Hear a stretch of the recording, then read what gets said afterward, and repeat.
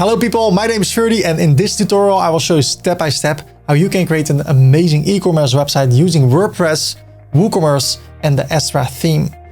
We will create this high converting e-commerce website, and in my case I will be selling game consoles. And of course I do not expect you to sell the same things, but through the principles I teach you in the tutorial, you will be able to sell anything to anyone in the world. And the great thing is that we can put everything on autopilot.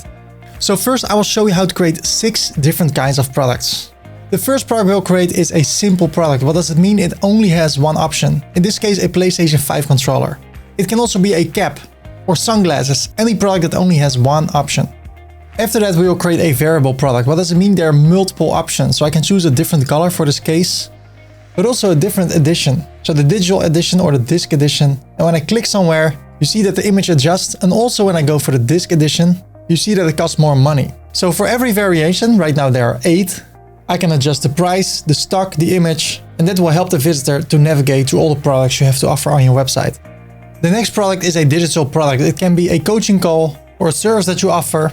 The fourth product we'll create is a digital downloadable product like an ebook, stock images, software, or anything digital that you want to sell. We will create an affiliate product. That means that you promote someone else's product or service, and when you sell that through your unique affiliate link, you get a commission. So over here I have my affiliate link. If I click on it, and somebody buys this through my unique affiliate link, I get a commission. And let's we'll create a group product where you can have multiple products on one page. So the PlayStation with 3 extra controllers and a wireless headset. And using the Astra theme, we will configure our product page in a way that it will look better and it will increase the sales. Then we will configure the shop page that displays all of our products.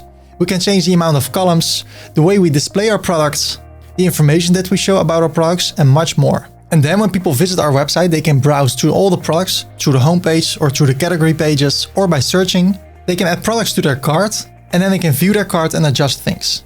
And when they go to the cart page, there's a beautiful overview of all the products in the cart and the total price you have to pay. And if a visitor wants to adjust something, they just click and everything will be updated. Here below, people can add coupon codes, and I will show you how to configure coupon codes. It's a great way to increase your sales for new and returning visitors. And there are a lot of things we can do. We can work with a fixed discount in money or in percentage. We can create a free shipping coupon code. We can create coupon codes for specific products and limit the use of coupon codes. For instance, only the first 20 people can make use of this coupon code. Or every user can use this coupon code twice. And every coupon code can also be activated for just a specific time.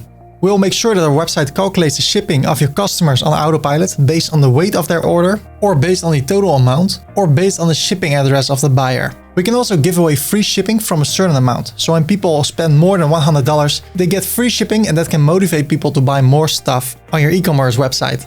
Using the Astra theme, we will make this checkout experience real smooth for both new visitors and returning customers. And if they want to change something in their cart, they just click here and they can adjust everything, and then everything will be updated. I'm really excited about this part of the tutorial, payment methods. I'll show you how the money that people pay in your webshop goes directly to your bank account. Visitors will be able to pay with credit card, PayPal, Klarna, and a lot of other payment methods. And then at the right you see taxes. We will configure the taxes in a way that people will pay the amount based on where they come from, or if they buy it as a company or as an individual. And also taxes will be put on autopilot, so everything will be calculated automatically. We'll talk about the emails people get when they buy something on your website, and how to sell those emails, and how to handle and process incoming orders. We'll also create a header from scratch and take inspiration from the most successful webshops in the world. Visitors can navigate through the categories and products, check their cart, and search for products with a smart search filter. They see the first results already, and when they click on View All Results, they will see all the results that match the search term. Also a great way for visitors to find the products they are searching for. We can make the header sticky, transparent, and also decide that only certain parts of the header will stick with us. After that, we will take a look at the footer with more information about our webshop. Through the tutorial, we will talk about designing your website the right way, why and how you can add blog posts to your website if you want to, how to give visitors discount when they sign up for your newsletter, and of course, we will talk about making your website responsive for all devices. Last but not least, we will have a professional looking homepage where you can highlight certain products and make sure that people can find the products they are searching for. And with Astra's global palettes, it's really easy to change the look and feel of the website, just like that. So changing your website from this look to this look, or this look, or this look, is just a matter of a few clicks. When you follow all the steps in this tutorial, you are able to create an amazing e-commerce website, automate everything, and start selling products to your local area, to your country, to your continent, or to the entire world. If you like what you've seen so far, then please like this video, feel free to subscribe, and if you have any question, feel free to leave a comment in the video, or maybe you want to thank me. Feel free to thank me in the comments when you think that this is a great tutorial and a good fit for you. So, 2 more practical things. When I go to fast for you, you can go to the settings of the YouTube video and change the playback speed to a slower one, or you can click on the left arrow on your keyboard and go back 5 seconds in the video. In the description of the video, I have timestamps, so if you want to go to a certain part of the video, you can click on one of the timestamps and you go directly to that part of the video. Okay, let me show you the 4 steps we'll take in order to create an amazing e-commerce website. So there are 4 things we need to do. If you don't have it yet, I will show you how you can get your own domain name and web hosting, and I can give you 70% discount. After that, we will install WordPress, then we'll get the Astra theme, and then we will create our amazing e-commerce website. If you already have a domain name and web hosting and you have already installed WordPress, I will show you on the screen right now where you need to go in order to continue with this tutorial. Now it's really time to get started.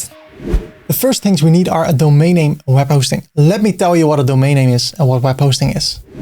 A domain name is the address of your website. So if I would go to facebook.com, facebook.com is the domain, and everything you see on this website is the web hosting. Web hosting is a really fast computer that is turned on 24/7 with all the information on your website, and you can rent it for a few dollars per month. It's like having a house. If you want people to visit you, you need to give them your address, and your domain name is the address of your website. So your domain name is the address of your website, and everything you see over here is the web hosting. If Facebook would have no domain name, it would look something like this. And that can be quite a challenge to remember by heart. And that's why we need a domain name. And when we have a domain name, we want to display things on our website. And that's why we need web hosting. If you have that already, that's great. Then you can skip this part. If you don't have it, go to webhosting20.com, hit enter. And then you can click on the link, go to SiteGround.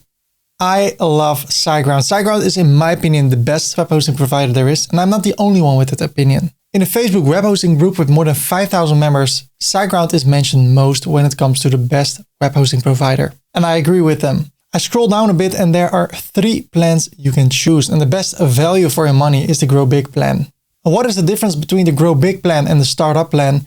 Here with the Grow Big plan, you can have unlimited websites. Look at this, unlimited websites. With the Startup plan, you only have 1 website. And all the time people are upgrading from Startup to Grow Big because they want to create more websites.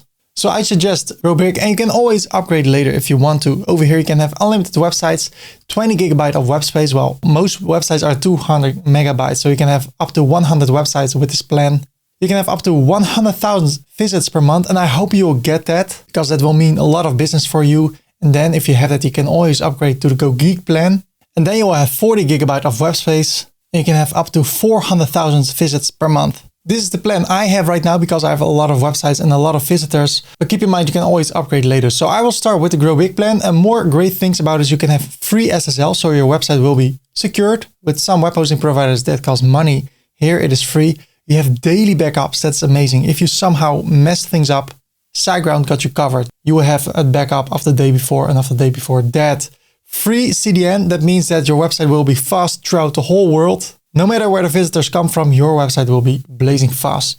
You can have unlimited free email accounts. And really important, this is great for e-commerce. And if you somehow really don't like it, you have a 30-day money-back guarantee. So there's no risk for you. So I will choose the Grow Big plan by clicking here. Now we need to choose a domain name. If I would say facebook.com, I want to buy facebook.com. I click on proceed. Of course, it will say you've chosen an invalid domain name because it's already taken. So you need to choose a domain name that is still available. What I would advise everybody in the world to do is get your own domain name with your first name and your last name. I hope it's still available for you. And otherwise you can use a company name or a custom name. And if you offer local services, you can place your hometown in the domain. For instance, web design Maasluis. The great thing is that you can choose a lot of different extensions, .com, .net, .org. I always suggest use .com or the local one from your country. I go for console delivery. So let's see if it's still available. I click on proceed. Yes, it says congratulations, your domain is available for registration with your hosting account. Let me make this a little bit bigger for you. Now I can leave some details over here. First, my email address, jk24co@gmail.com. I need to create a password and I need to confirm my password. And then over here, I need to say from which country I am. I'm from the Netherlands. And I will fill in my details. 30, Korperzoek, 30, and Anna. Media, if you have a company, fill in your name over here in your VAT/tax ID. If you fill in your tax ID, you don't have to pay taxes for this order. It's okay. Great. SiteGround gives feedback at once, which is nice. I'm from this city, this street. And my zip code, if I would say it wrong, it will correct me. It will say, hey, you need to remove the space. And then over here, I need to fill in my phone number. And it's really important that it's the correct number. So say +316 and then your phone number. Really important to have this over here, the country code.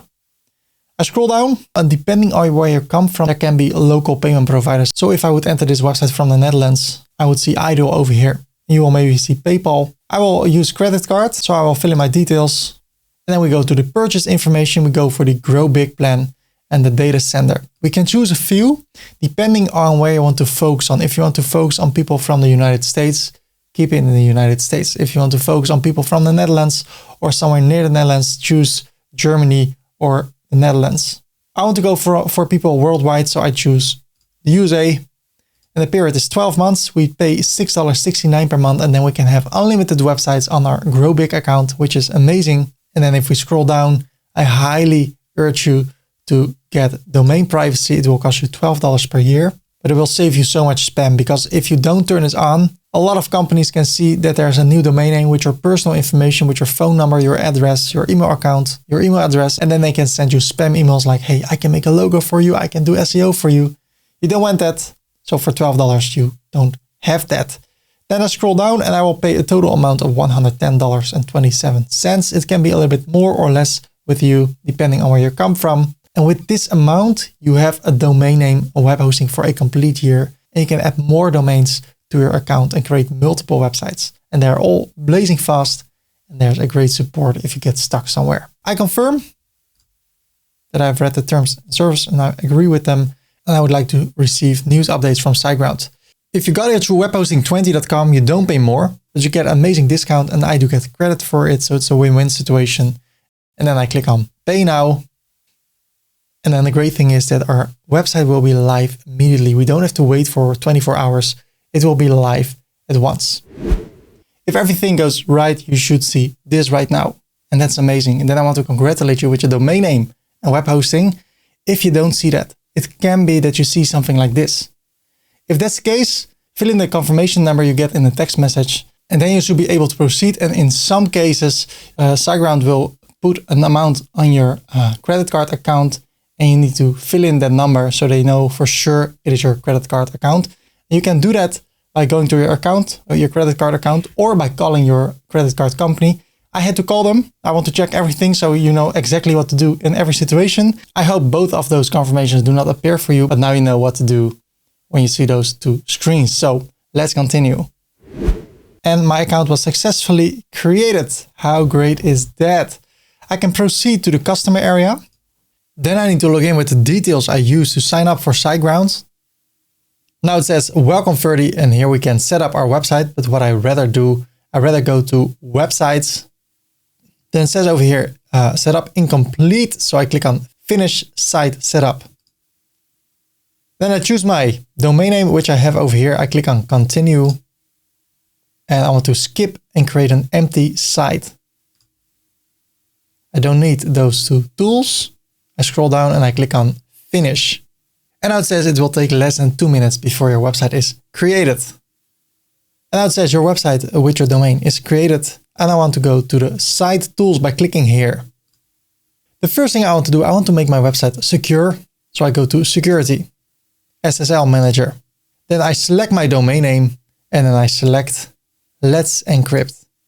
I click on get. This can take a minute, so we have to wait. There it is. Now I can configure the HTTPS, but what I rather do here below, I go to Actions, Enforce HTTPS, and then I turn this on, and that's it. Now I go to WordPress, install and manage. Then I want to install WordPress. Even if I'm going to install WooCommerce, I rather start with WordPress. So I click on select. Then I choose my domain name. I can choose the language for my website. The installation path, that means that I can install the website on my domainname.com/new or test. But I rather install this on my main folder. And then I need to create a login name for WordPress and a password and an email address. Then I scroll down. I don't need to have the WordPress starter. I click on install. And WordPress will be installed on our brand new domain name. And there it is. Now WordPress is installed on our brand new website. So what we have an admin panel.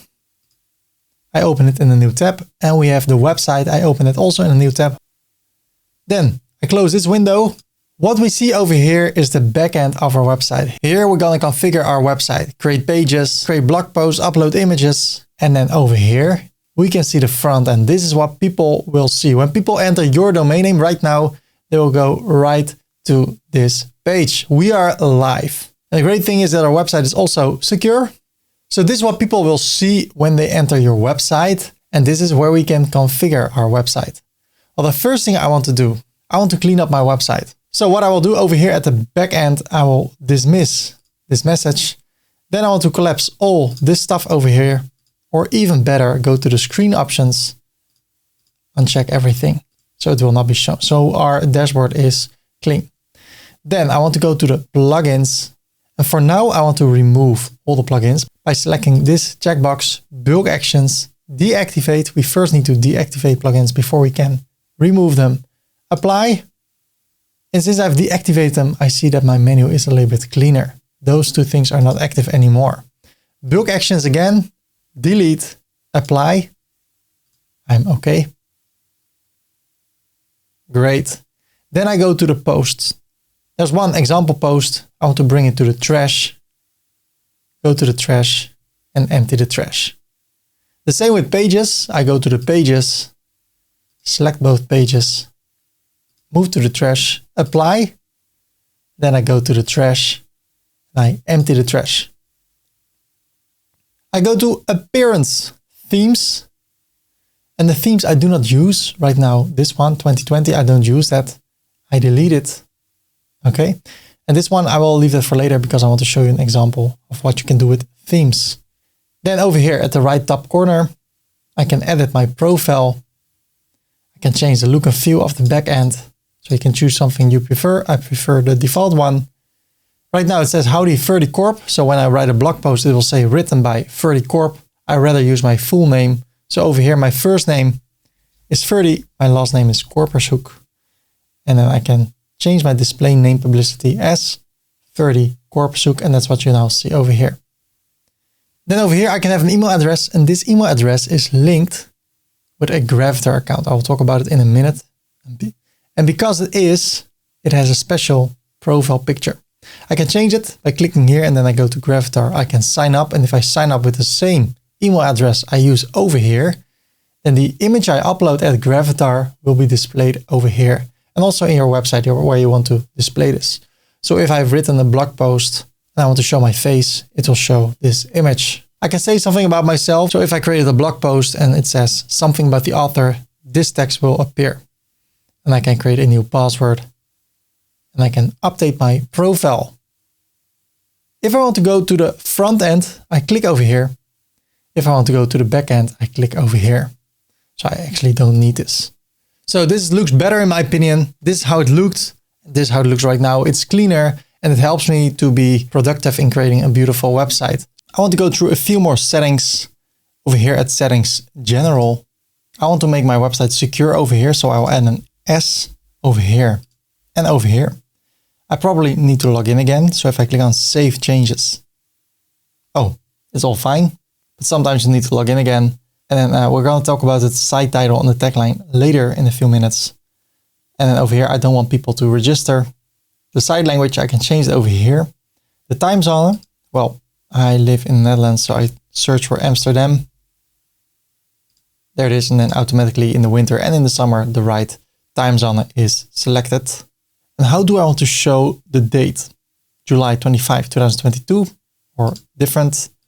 Well, I like this one. You can also create a custom one with those codes, but I prefer this one. And then the time format, I like to work with PM and AM with capitals.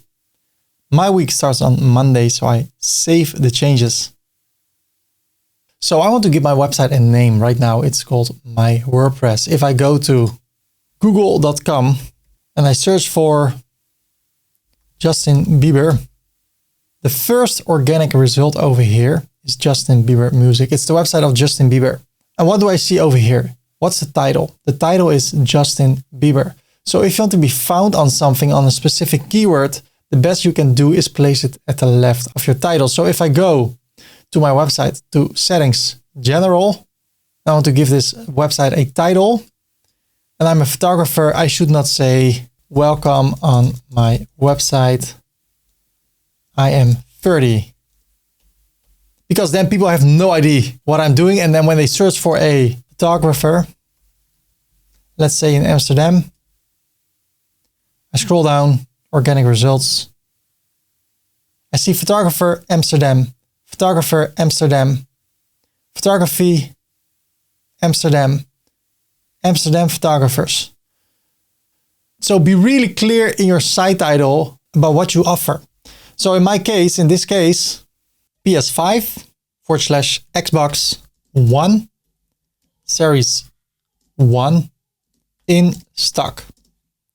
We deliver globally. So I bought a lot of consoles and now I will deliver them throughout the whole world. That's my unique selling point.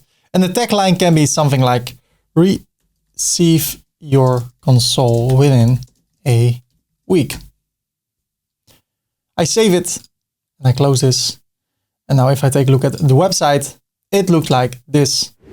So you have your own domain name, you have your own web hosting, and you have installed WordPress. Well, it doesn't look too appealing. Let me show you how we can make it look so much better using the Astra theme. Let me show you how to get the Astra theme. So in order to make it look better, we need a theme. And I've chosen Astra because Astra enables you to create an amazing e-commerce website within WordPress.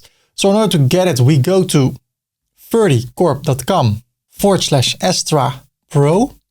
Hit enter. And you'll be redirected. Then you can go to pricing. And there are a lot of different packages. And I want to make use of Astra Pro. This is also great. This is amazing, but we don't need that for the website we have in mind. And the great thing is when you get Astra Pro or the Essential Bundle or the Grow Bundle, you can use it on unlimited websites. So you could become a web design agency and start making websites like crazy for other people, make a lot of money with it, or you can just make it for yourself. It costs $47 per year and it will enable you to create an amazing WooCommerce website in WordPress. And I will show you step by step in this tutorial how you can do that. So you pay per year, or you can go for the lifetime deal. I personally use this one. I bought it like 5 years ago and I can still use it on unlimited websites. And when there are updates, I still get them. So I really love lifetime deals because then you pay once and you can use it for the rest of your life and you get updates and support. So if you do the math, this is $47 per year. So if you would have a website for 5 years, you pay around $250. And if you would go for a lifetime, you pay $227. So if you assume you will have your website more than 5 years, then I would go for the lifetime deal. If you just want to try it, you're not sure, you can always upgrade later. Then you can go for the $47 per year. So I click on buy now.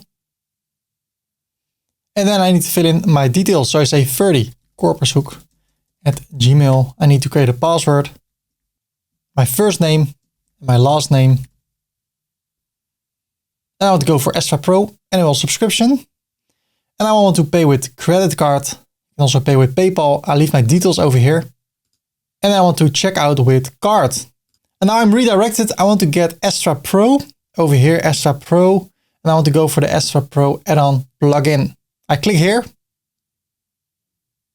I go to my website, to the back end. I go to Appearance, Themes. I click on Add New. And over here, I search for Astra. There it is, Astra. I click on Install Now. Then I activate it. I want to get rid of this one. I don't need this anymore.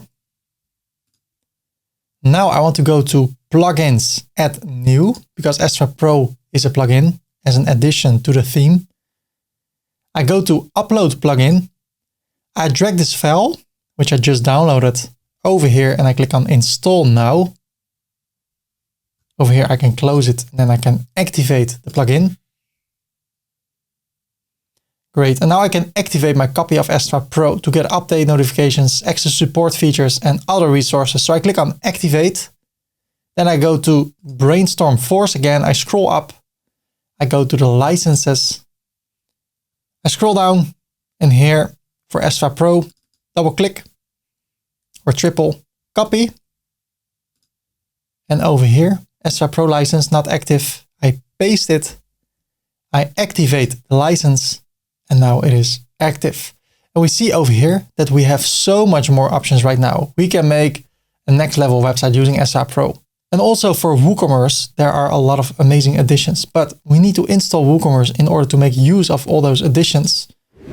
WooCommerce is a free plugin that will extend your website with a web shop. So you can start selling products on your website. It is amazing. And when you combine it with Astra Pro, you can create an amazing website. So let me show you how to install WooCommerce.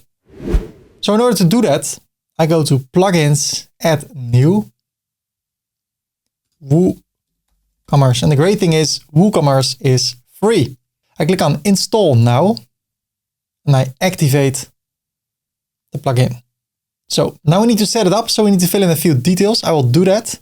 So I click here. I come from the Netherlands. This is my address. I don't need any tips. I click on continue. And I don't want to share my data with WooCommerce to make WooCommerce better because I don't want it to become too good because then we get overwhelmed like, wow, how amazing is this? And I don't want that. So in which industry does the store operate? So what kind of products are you gonna sell? Food and drinks, home furniture, garden, education, online learning. You can also say other and describe it. I go for electronics and computers. I click on continue. I want to sell physical products and maybe downloads. If that's something you want to do, you can click over there. Don't use these, they cost money and you just don't need them. There are free alternatives for this. So I click on continue.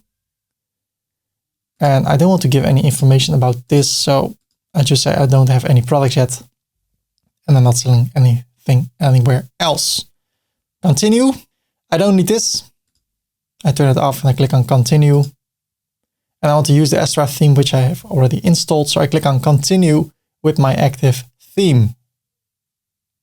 Now we've configured WooCommerce, and what happens, a few pages are created, and in a minute I will show you which pages are created and how you can make them look so much better using Astra Pro. So the first thing I see, I don't like those numbers because then I think, hey, there's a new message for me. And I'm going to show you step by step what you need to do so you don't need those 5 messages. So I click on the 3 dots over here. And I say hide the setup list. Now I refresh the page and they are gone. So much better. So this is how our website looks right now. There's room for improvement. And before we continue, I want to go to the back end. Go to appearance, Astra options. Then I scroll down and I want to activate WooCommerce. And now, ladies and gentlemen, WooCommerce is on steroids, which is totally fine because it will make our website better. And before we start to create products, I want to make this look better because we need to take a look at this all the time. So how can I do that? I go to the customizer and then I click over here. And what I can do now, I can upload a logo. Well, maybe you have a logo, maybe you don't. If you want to follow along with the images I use in the tutorial, you can go to ferdycorp.com/images, hit enter, and there they go. And then over here, I want to select a logo. So I click here and then I can select files from my computer. So let me open this, bring it to the desktop. Then I go to my images tutorial folder, console shop, and there I can find all the images. I have them right now on my desktop. So I select my colored logo, open. Then I want to optimize it. Copy, paste it in the alt text and in the description. I want to select it, skip the cropping, and there's my logo. Now I want to get rid of this. So here below, I can turn this off, display the site title. Then I want to change the logo width to 300 and I can decrease it like that. And then I see how big it will be. So let's say 260. Great. Then I want to go to the primary menu over here. I click on it. We're going to take a look at the header later. Right now, I just want to make it look a little bit more appealing because we're going to look at this all the time. And then I go to the design tab. So I click here, I go to the design tab. I scroll down and I want to change the colors. And the text link color, I want it to be this dark one. And when I hover over it, I want it to be the second color. And that's it. Then I scroll down, I go to the menu fonts. I want to make it uppercase, so the text transformation uppercase. And I want to make it a little bit bigger or thicker, bolder. So I go to medium 500. Great. Now I go back and I go back and I go to the global settings to colors. And I want to use this global palette. That means if I create a color over here, so I make this green, everywhere global color 1 is chosen, it will appear. So in that way, I can change this color and it will change on a lot of places in the website, over here, over here. So that's a great way to save time. I will use the color pick eyedropper. It's a Chrome extension. It's free. I grab this blue color, copy it. That's the main color in my website. So I go to the color, click on this icon, and I paste this color. And then the second color, it is this orange one. I copy it. Go to the second one, this icon, and I paste the code. All the other colors, I like them. So now, this is blue. When I hover over it, this becomes orange. So this looks a lot better. And since we use WooCommerce, I want to go back to the header builder. And then over here, I want to click on the plus. I scroll down and I want to add the cart. Yes. I click on the cart. I change the icon. And I can also turn off the cart count. So we'll take a look at this later. Right now, I'm okay with this. I click on publish. Close this. Great. Okay. What I want to do, I want to make the shop page our home page. So I go to the customizer. Later, we're going to change that. But for now, I like that. So I scroll down. I go to the homepage settings. I want to choose a static page as the homepage. And then I select the shop page. Publish. Close it. So now if we click on the logo, we go to the homepage and it says this is the shop, but there are no products yet. So we need to create a few products. And before we do that, let me take a look at the pages that are created by WooCommerce. The first one is a shop page. That's this one right now. Then we have the cart page. So if we put products in our basket or in our cart, it will appear over here. Then we have the checkout page. Everything is empty yet. And then we have our account page. So if you've bought something, you see your orders, your downloads, your addresses. So it is time to create our first product. Well, you can create 6 different kinds of products within WooCommerce. Let me show you the first one, a simple product. So the first product I will create is a simple product. What does it mean? It's a product with only one option. It can be a cap or sunglasses or a PlayStation 5 DualSense wireless controller. So that's what I will create as my first product. It's the PlayStation 5 DualSense wireless controller. That's the title. If I publish this, look at this, look at this, view the product. We have created our first product. Wow. So if I go to my shop page or I go to the home page, now I see a product over here. So as you see, we only have a title, no categories, no add to cart button yet. So let's configure this further. But right now, since we create our first product, it's over here. So what is next? Now we can have a description of this product. So I have this text over here about this amazing DualSense wireless controller for the PlayStation 5. And if I would update it, let me see how it will look. Click over here. I see the description over here. What I also can do, I can scroll down, and then over here, there's a product short description. This is the original PlayStation 5 controller. So where does that appear? If I refresh the page, that is what will appear over here. So here we can have a small or a short description, and then below there's a long description. Okay, right now over here, we can have different kind of products. Well, we start with a simple product. It's not virtual, it's not downloadable, it's a real physical product. So I don't check these on. The regular price is $69.99, but the sale price is $65. But what I don't like, over here, I see a comma, I want to have a point, and over here I see euros. So let me update it. And if I want to change that, I go to WooCommerce Settings, I scroll down, and I change this to United States dollars. And the currency position, the dollar sign, I want it without a space. And the thousand separator is a comma, and the decimal separator is a point. And I want to have two numbers of decimals because those are the amount of cents. So I go back to the website, to the product, and I edit the product. So right now I have a point over here, and when it will be $2,000, there will be a comma, as you see. There's a lot of discount. It's not true, so I will remove this. Then let's go to inventory. The SKU, what you can do if you sell a product from Adidas or from PlayStation, or it's a known product, you are reselling it. What you can do, you can search for PlayStation 5 DualSense controller or wireless, and then search for SKU.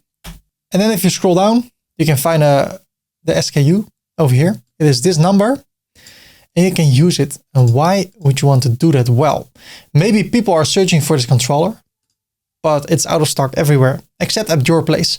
So what they can do now, they can search for the SKU number.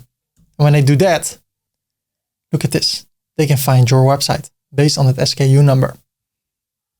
And if you create your own products, then you can give this your own number. Stock keeping unit. Do we want to manage stock level? Do we want to work with a stock? Well, I bought 50 of those controllers. So if I would update it and I refresh the page, it says we have 50 in stock. When somebody buys one or two, it will be 49 or 48. So WooCommerce is keeping track of that automatically. So let's go back over here. When I sold all the 50 controllers, what should happen? Can people still buy it? Right now I say it's not allowed. So when it's out of stock, people cannot buy it. I can also say they can still buy it, but I will notify the customer saying, hey, right now they're out of stock. You can still buy them, but it can be that they will arrive later. Or you just say nothing. They still can keep buying, and you do your best to send the products as soon as possible. Well, I turn this to do not allow, but I want to get an email when there are only 10 left in stock, because then I know I need to reorder them. Right now it says 10. If I say nothing, I will get an email when there are only 2 left. So I want to change it for everything in my website because I never want to run out of stock. And for me, it takes some time before the new PlayStations and the new Nintendo Switches arrive.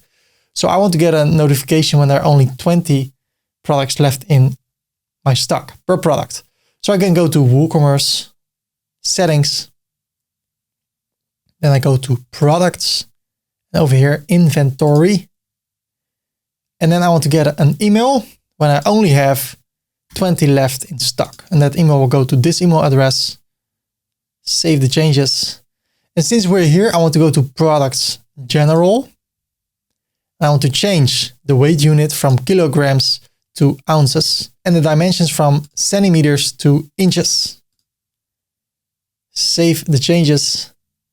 I go back to the website, back to my controller, edit the product. So now we talked about general and inventory. What I can say over here, people can only buy 1 product per time for this product.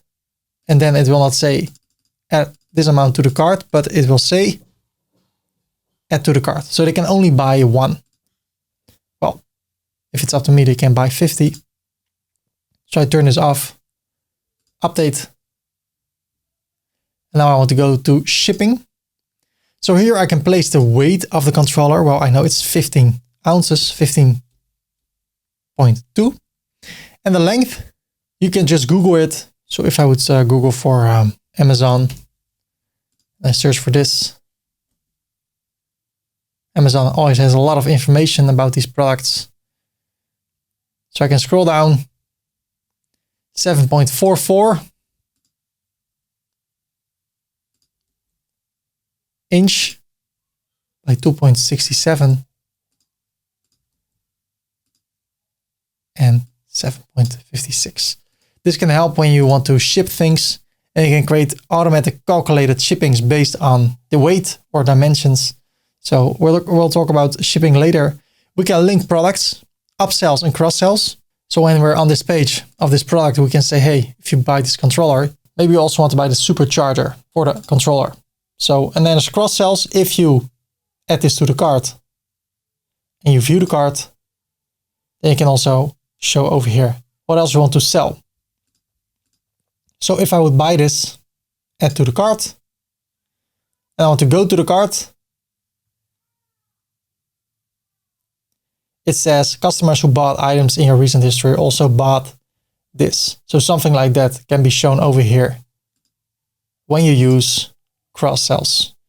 Attributes, we're going to talk about it later when we use variable products. Advanced, maybe when people buy this particular product, you can say, hey, enjoy gaming on the PS5.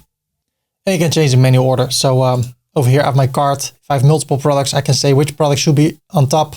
I leave it as it is, and I want people to be able to leave a review. So I turn it on, and there are more options. Name your price, that's a plugin. So there are extensions that you can use. You can browse all the extensions. But for now, this is perfect for me. Everything I need. Well, I talked already about the short description. If I want to, I can have my own review as an administrator, but I will talk about reviews later. Then there's the right area over here. You can select a product image, set the product image. Well, you can download this one by clicking here, save image as, and then rename it. I will go to my computer, console shop. I have 4 images over here. I open them. And then I set this one as the product image. Product gallery. I select all the other ones and I hold shift. Then I can select those 3. And this will make the website look so much better because look at this. I see this image now, so I go to the product. Now it looks like this. It's starting to look better already. So let's scroll down a bit further. Let's talk about categories. Right now, we have the category uncategorized. Well, that does not sound or look professional. So I uncheck it. I create a new category. I'm talking about consoles. So I create the category consoles. Then I want to have a subcategory, PlayStation 5, which is a subcategory of consoles. And in that way, I can create a beautiful structure in my website. So I select consoles as my subcategory and look at this. Now, PlayStation 5 is a subcategory of consoles. And I think this also falls in a different category, which is accessories.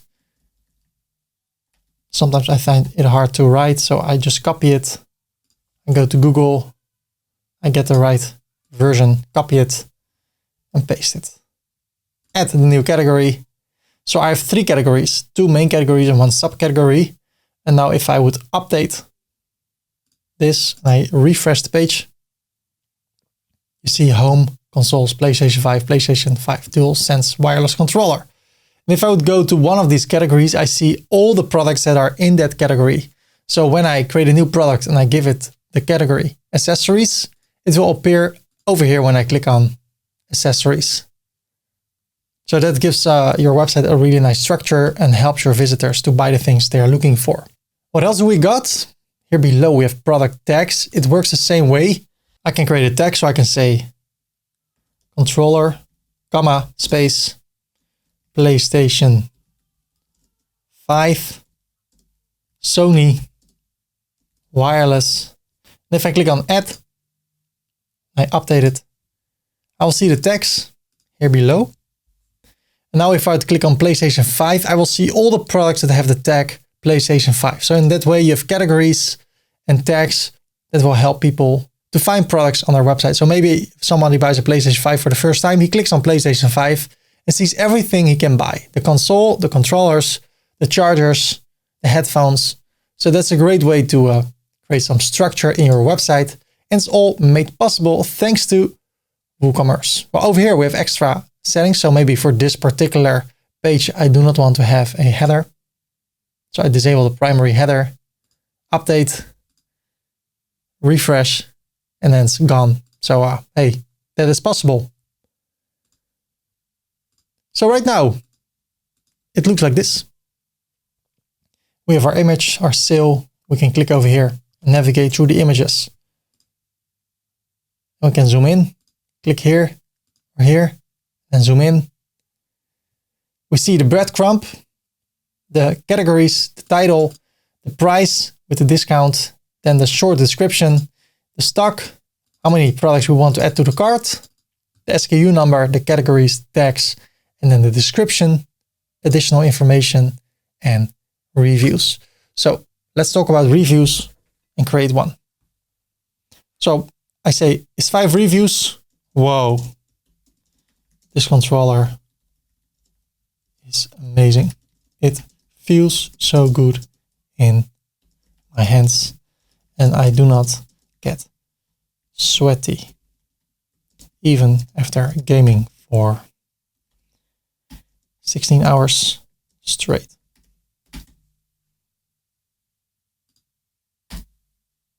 Submit. And since I'm the administrator, it will be placed immediately. But now you see how it looks. So if I would go to the console page, it looks like this. I see it's a sale. I can add it to the cart. I see it's from accessories, the title, the amount, the star rating, and then the price. And I can add it to the cart, or I can click over here. And then I go to the page. So that's how it looks, but I can make it look better. We'll talk about it later. Right now, I want to have my icon over here. So I go to the customizer and then automatically I will go to all the settings about this page. But I want to go back and back, scroll down, go to site identity, select the site icon, which will appear over here. Upload files, select files. And I go for my fave icon. It needs to be a PNG and it needs to be square and at least 16 by 16 pixels. Mine is 200 by 200. I select it. I skip the cropping.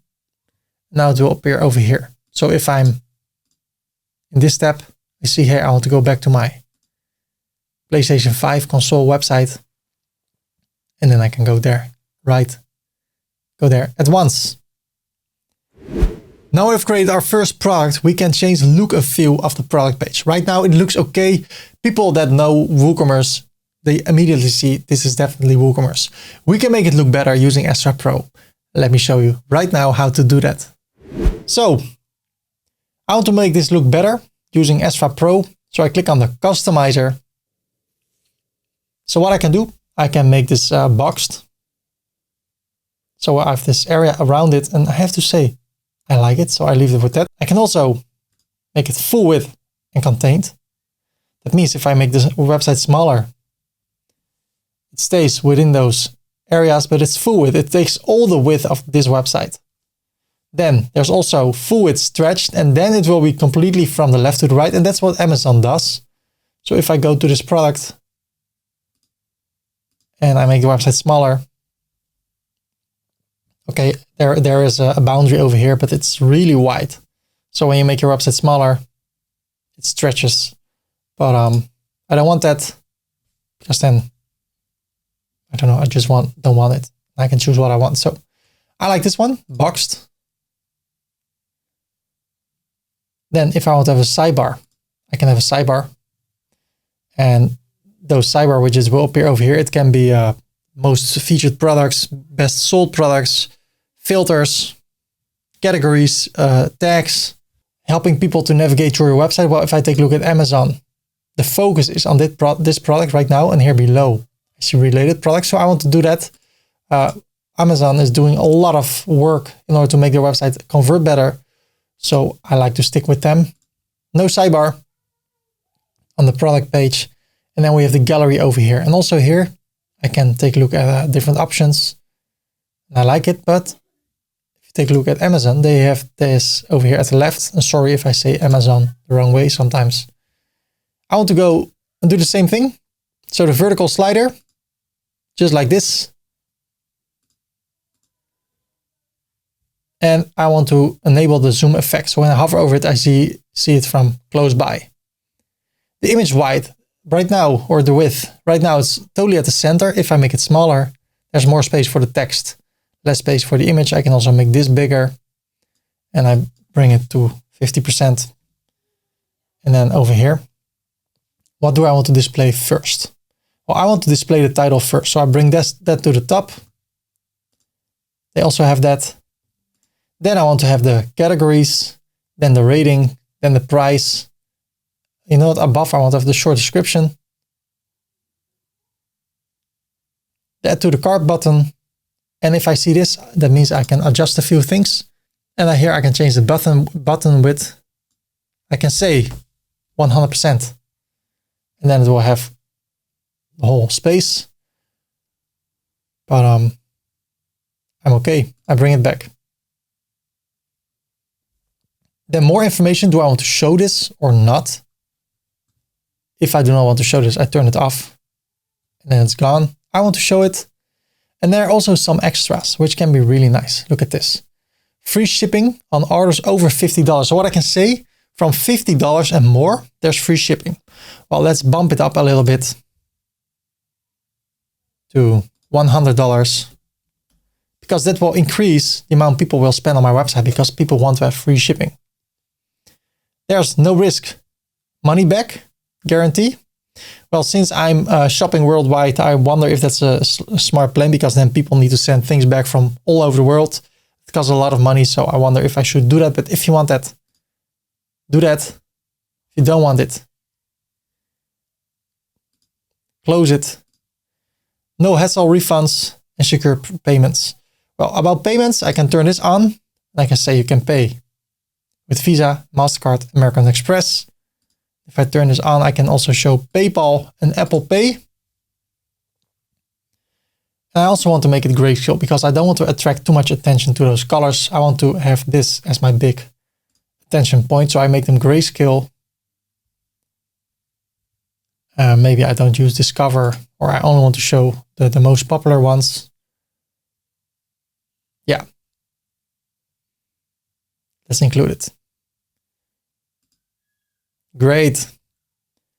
So enable the breadcrumb. That is this over here. I want to turn it off. Then enable the shipping text. After the text, it says and free shipping. Well, it's not the case, because if people order for just $65, there's no free shipping. Only when people pay more than $100. And enable sticky product summary. Well, if I scroll down, okay, let me go to the gallery. Put everything below each other. Look at this. There's a little bit of white space over here. Okay. I cannot show you that well, but let me show you. Enable product sticky summary. That means that this area will be sticky. You see, it's a really small area because there's a lot of information. But if I would get rid of, let me see, if I would get rid of the product description. Let me see the extras and the payments. Then you see it better. It will stick with us. So that's what I want. I want to turn these on and change this back to left area. Okay. Product navigation. Over here we can have product navigation in a circle.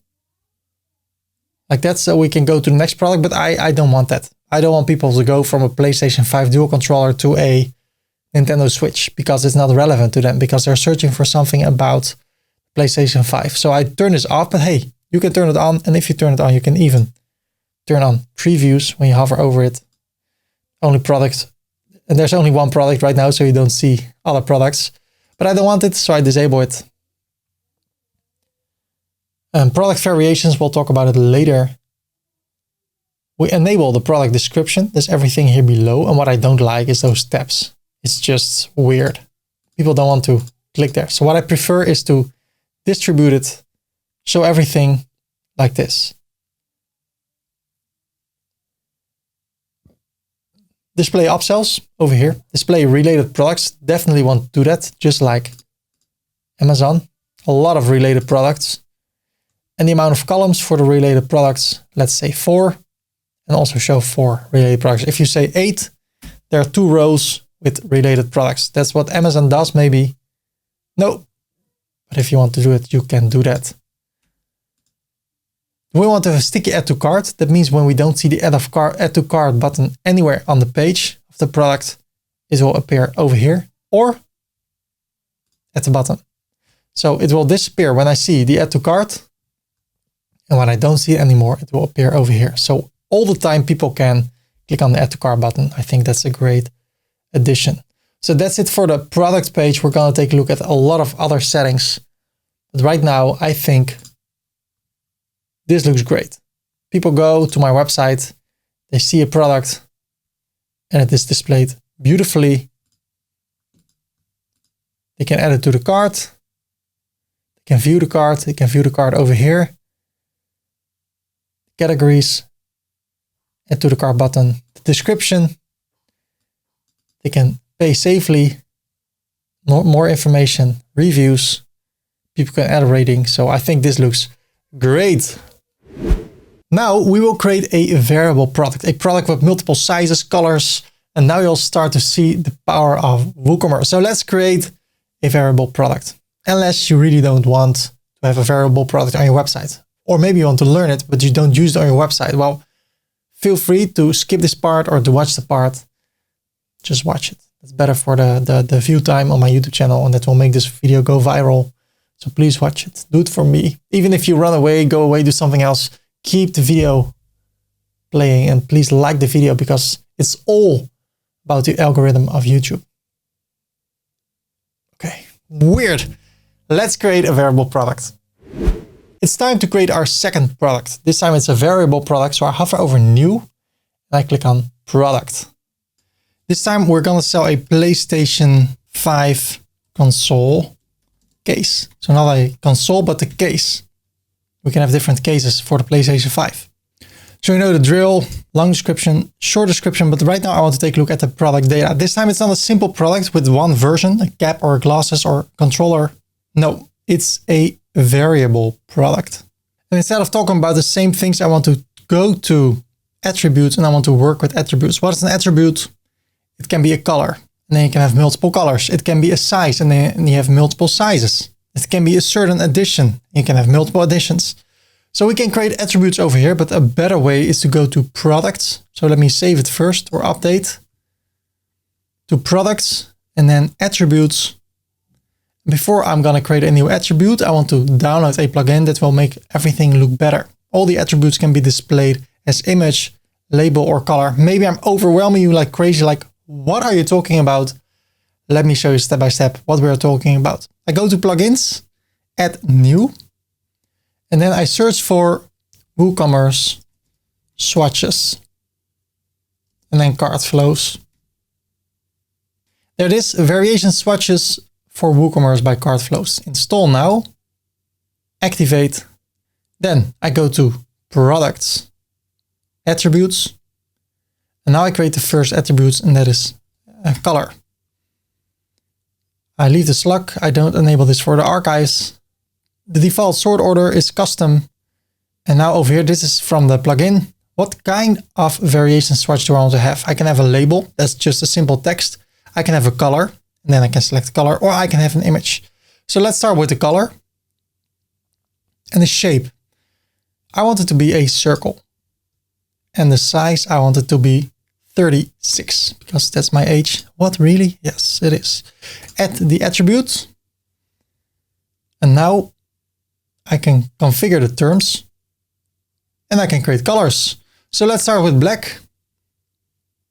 And then I select black over here, add a new color, and then white. And you can place here all the colors you think you're going to use in your website, not only for a specific product, for all the products. And then at the product area, we can select the colors we have for our product. So white, let me show you what I mean. So over here, I say light blue because I have a light blue case for the PlayStation 5. And I grab this color, which is exactly the same color as the PlayStation case. And I added that color. The next one, green. And the color.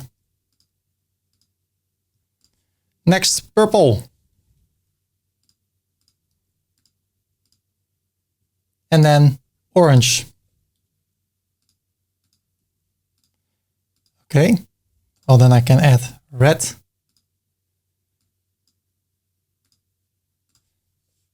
Normal blue.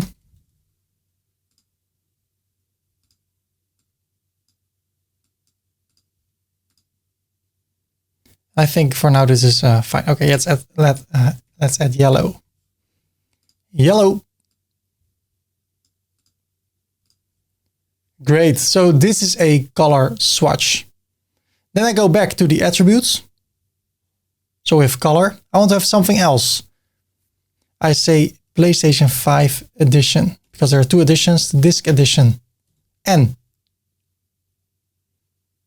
the digital edition. So the type in this case is a label. I want the label to be custom, which is 36. And then this one, okay, also 36. Add the attribute. Now I configure the terms. And I have two terms. The disc edition, and people that know that buy PlayStations and controllers and stuff and cases, they know if they have a digital version or the disc version. So the second one is the digital version. And that's it, just a simple label. And I go back to the attributes. The third one we can have, let me call this prints, is an image. So what people can do, people can click on an image and then see a variation. The shape, I want it to be a circle of 36. I can make it bigger, but let's try 36. Edit. So now if I configure the prints, I need to upload an image. So the first one is mountain. Upload an image. Upload files. Select files. Is this the mountain? It's a palm tree. This is the mountain. So print to small square, 263 by 263. Add a new print. And then the second print is palm tree. I upload an image. This one. Okay. Add a new print. Great. So if I go to the attributes, we have three kinds of attributes. The first one is color. The type is color, and you see all the colors. The second one is image. The third one is label, and I can always change them. So I can add new colors if I want to. Now I go back to my product. I can go to the front end, to this product, or I go to the back end, to WooCommerce, and then below products. And I select a new product. So let's go to the right area. Product image, upload files, select files. Let me add all these images and then the mountain print and the palm trees print. And then this one. Open. So I use this as my featured image. And then below I can have a gallery with multiple editions. Great. Categories. I can say covers or cases. And it has to do with PlayStation 5 and accessories. Tags, PS5, case, PS5 cover, update. So if we take a look at the product, it looks like this. It is out of stock. So let's talk about variations. I go to attributes. We've created 3. So I select the first one, color, and I click on add. Well, I don't have all the colors, so I just select the colors I have over here. So I have a light blue one. I have an orange one, a purple one, and a green one. I want to use it for variations and make it visible on the product page. Then I click on save the attributes. Then I want to create a second variation or add a second variation. That's the PlayStation 5 edition. I add it and I select them all, the digital version and the disc edition. Save the attributes. And what I want to do now, I want to create a variations for all the options over here. So I want to have a green cover for the disc edition, an orange cover for the digital version, a purple cover for both. So I want to have a different variation for all the possibilities. So there are 4 options over here, 2 over here. That means that there are 8 different options when you combine those. So I go to the variations. Then I click on add variation and I say create a variations from all attributes. So now it's going to create all the combinations, which is a total of 8. So I click on go. I can have a maximum of 50 per run. And it says there are 8 variations added. And now the fun start begins. I can expand them all. I want to set a price. So I click on add variation. And I want to set a regular price. Click on go. And I say they should all be $29. But the disc version is a little bit bigger. So it is costs more to make it. So I want that one to be a bit more expensive. So I can expand this. And all the digital or disc versions, I want to make them more expensive. So 34. So the disc version, 34. 34. And 34. Then over here, I can save it. Then what else? I want to enable the stock because right now, if I open this, it is not enabled. So I click here. I want to toggle manage stock. Yes. So now everywhere it is enabled. And now I want to set the stock for everything. Oh, wait, stock. I want to set it to 10 because I want to have a lot of stock of everything. So now if I open this, the stock quantity of every variation is 10. Of course, only if that's the case. So I have a total of 80 different covers. And I want to have that because I want to never run out of stock. So I take the risk. I buy a lot of those cases and then I never want to run out of stock. And if I see, hey, there are only 3 left, I need to order new ones and then I can fill up my stock again. Now comes the nice part in my opinion. If I update it and I take a look at this product, I have a nice image over here and over here, and I see the variations. So I can have a light blue PlayStation with a digital version. And when I have the digital version, it's $29. But when I have the disc edition, it's $34. But if I go to the purple one, this does not change. And I want this to change to the purple one. So when I click over here on an edition, you see the result immediately. In order to do that, I go to the variations. I open them all by clicking here. And I see the green digital version. So I click over here. I see the green digital version. The digital version has no CD, no disk area, and the disk version has one. So I select this one. I scroll down, green disk, light blue digital. So light blue digital, light blue disk, this one. And you have to set it up once. And I know it seems to be a lot of work. I like the work because I'm building a website. I'm building my own web shop that can make me money. So I like the process. It can be that you think, man, it's a lot of work, but I hope you can keep in mind that you're working on something amazing. You're going to sell things on the internet, or maybe you're making this website for a client. You're making money with that. So either way, I hope you're making money. I think that's something we all like to do, and we can provide for the people we love and for ourselves. So I hope you can enjoy this process. I always like it. Just like I like making these tutorials.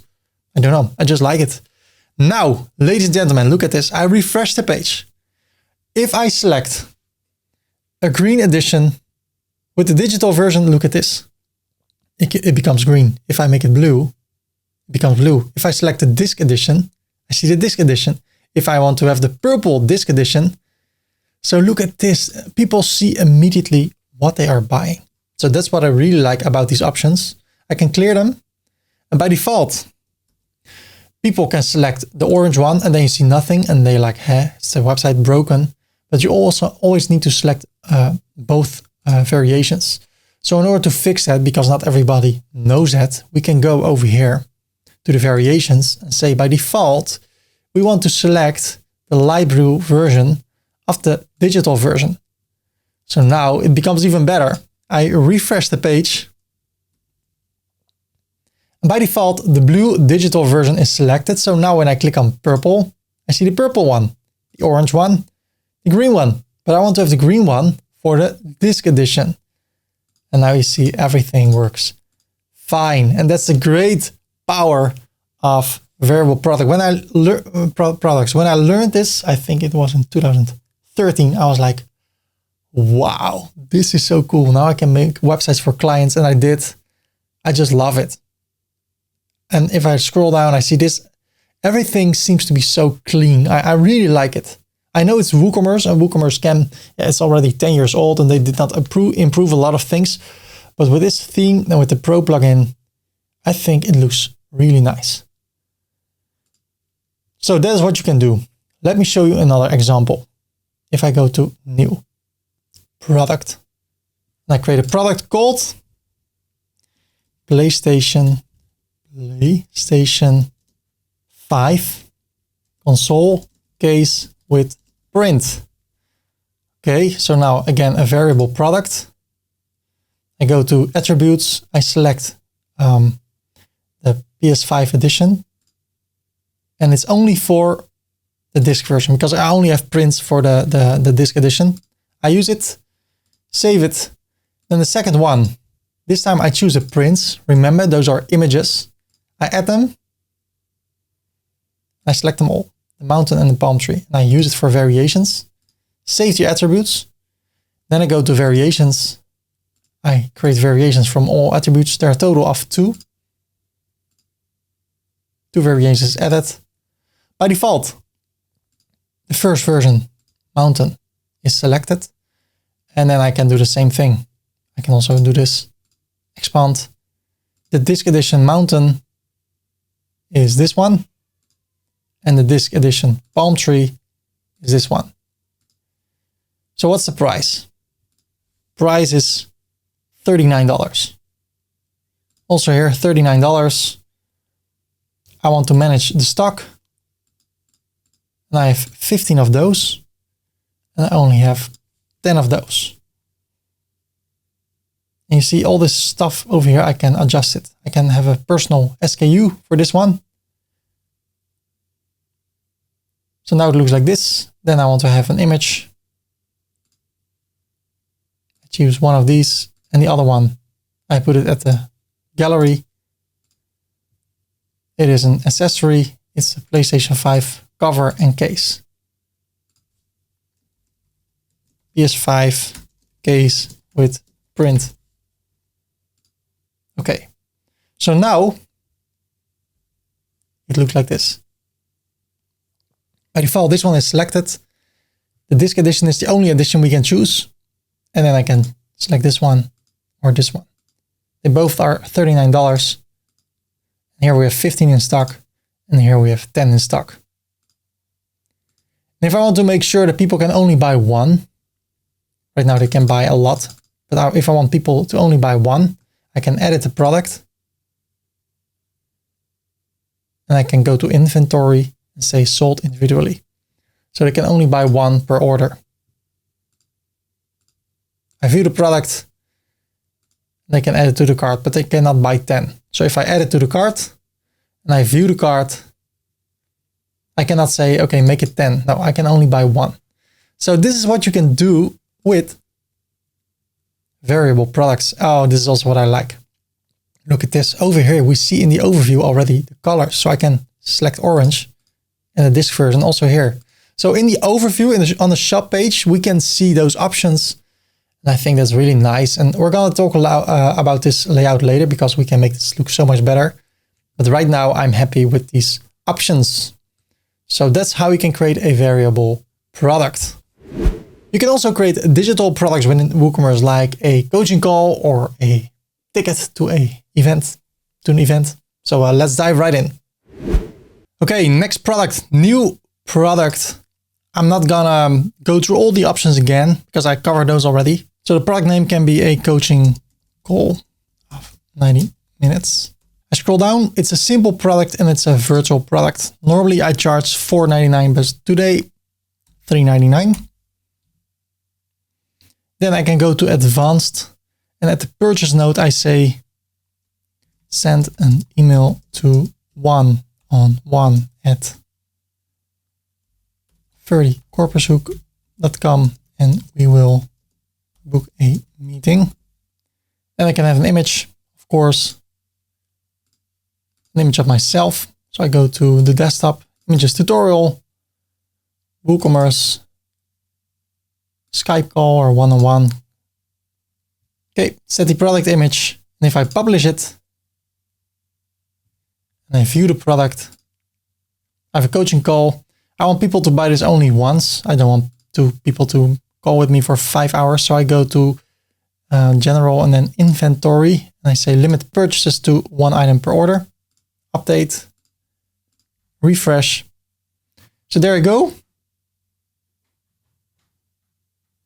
People can add it to the cart, view the cart, and they can buy it. And when they buy it, they get that notification like, hey, send an email to 1on1@30corpushook, and then we'll make a booking. Next product name. And this time I'm going to sell a downloadable product. So I say how to become an online entrepreneur ebook. It's a simple product. It's a virtual and it is downloadable. The price is $14.95. 14. By the way, if I would say this is a $9.95, I can also schedule it. So it will be for a certain amount or a certain amount of days. So until the latest day of this month. And then I can add a file. So let me choose a file, upload files. And here on my desktop, I have this ebook. It's only 255 kilobytes and you can sell this. You can sell digital stuff and this can open a complete new world to you. If you go to Theme Forest, you go to WordPress themes. This thing is $69 and it's all digital. And if you take a look at last week, this theme is sold more than 1,000 times. So 1,000 times $69, let's say almost 2,000 times in a week for a digital product. So that's a crazy world, selling digital stuff. So this is an ebook. I copy the link. I insert the file URL. Oh, there's already, I can say how to become an online entrepreneur. How many times can people download it after they bought it? Well, you can say 3 times. I rather say unlimited. And should it expire? I can say it will expire after 30 days, but I see no reason why I should do that when people buy it. So I say never. And then I can have the categories, the product tags. I can have the product image. So I select the files and then I go to images tutorial, WooCommerce, how to become an online entrepreneur ebook. And I always like these mockups. These are bought, by the way, at Theme Forest. And then graphics, mockup, ebook. And even when I type it wrong, I still see some nice examples.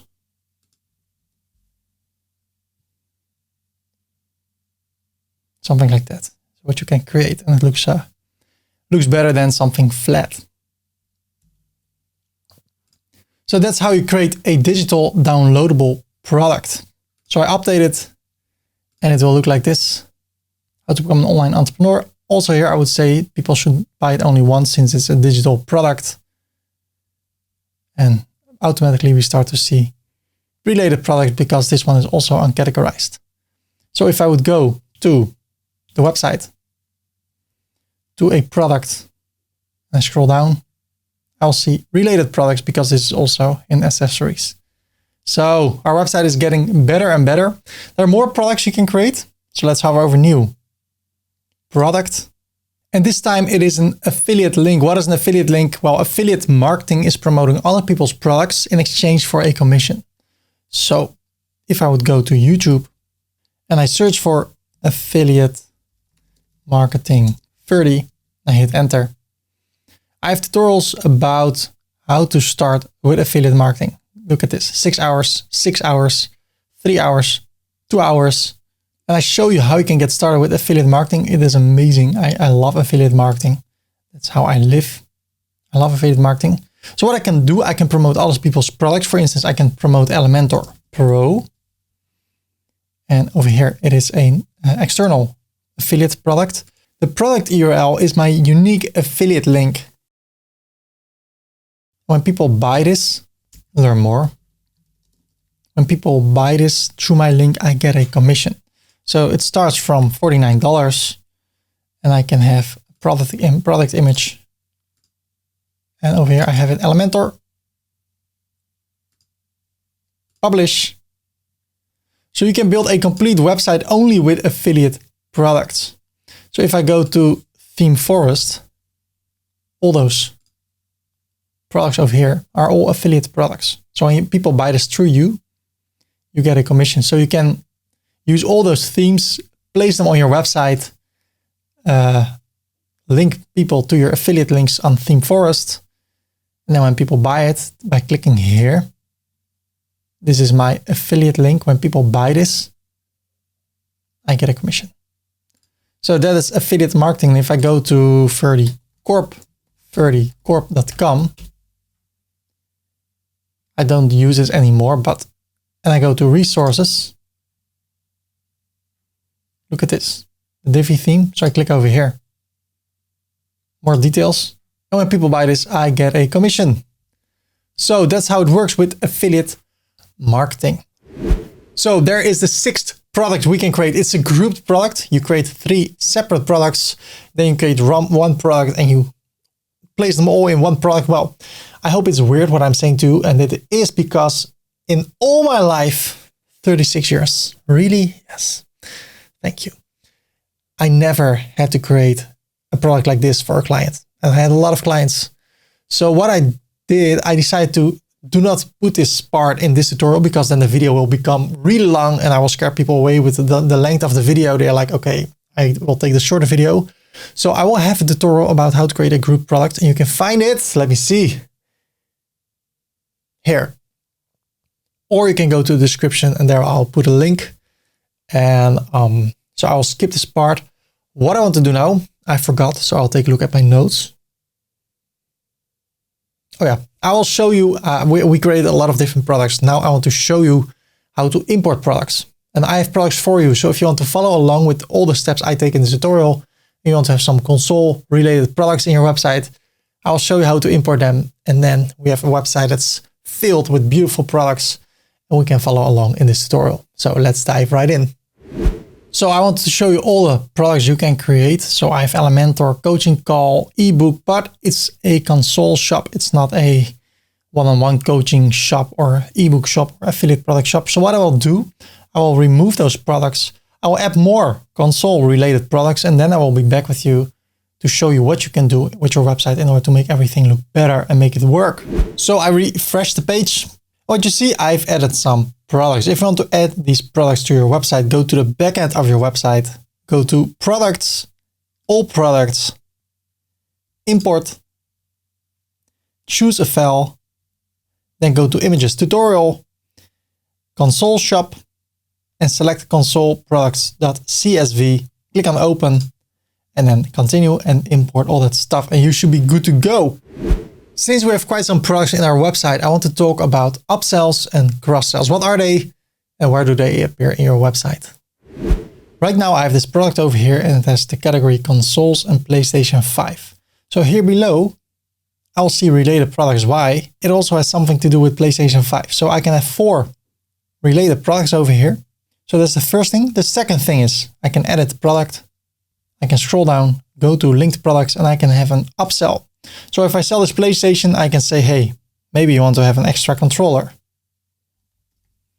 So PlayStation 5 DualSense wireless controller, I can add it as an upsell. Or PlayStation, let's say headphone, wireless headset. So I have 2 upsells. So now if I update this product and I view the product, look at this. I scroll down.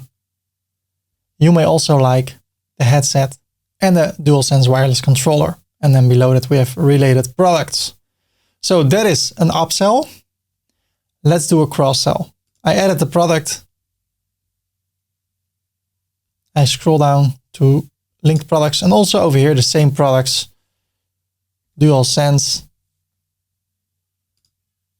and the Pulse 3D. Update. View. Now if I add this to the cart and I view the cart, since I have added this product to the cart, you may also be interested in. So this is a cross-sell. This will appear on the cart.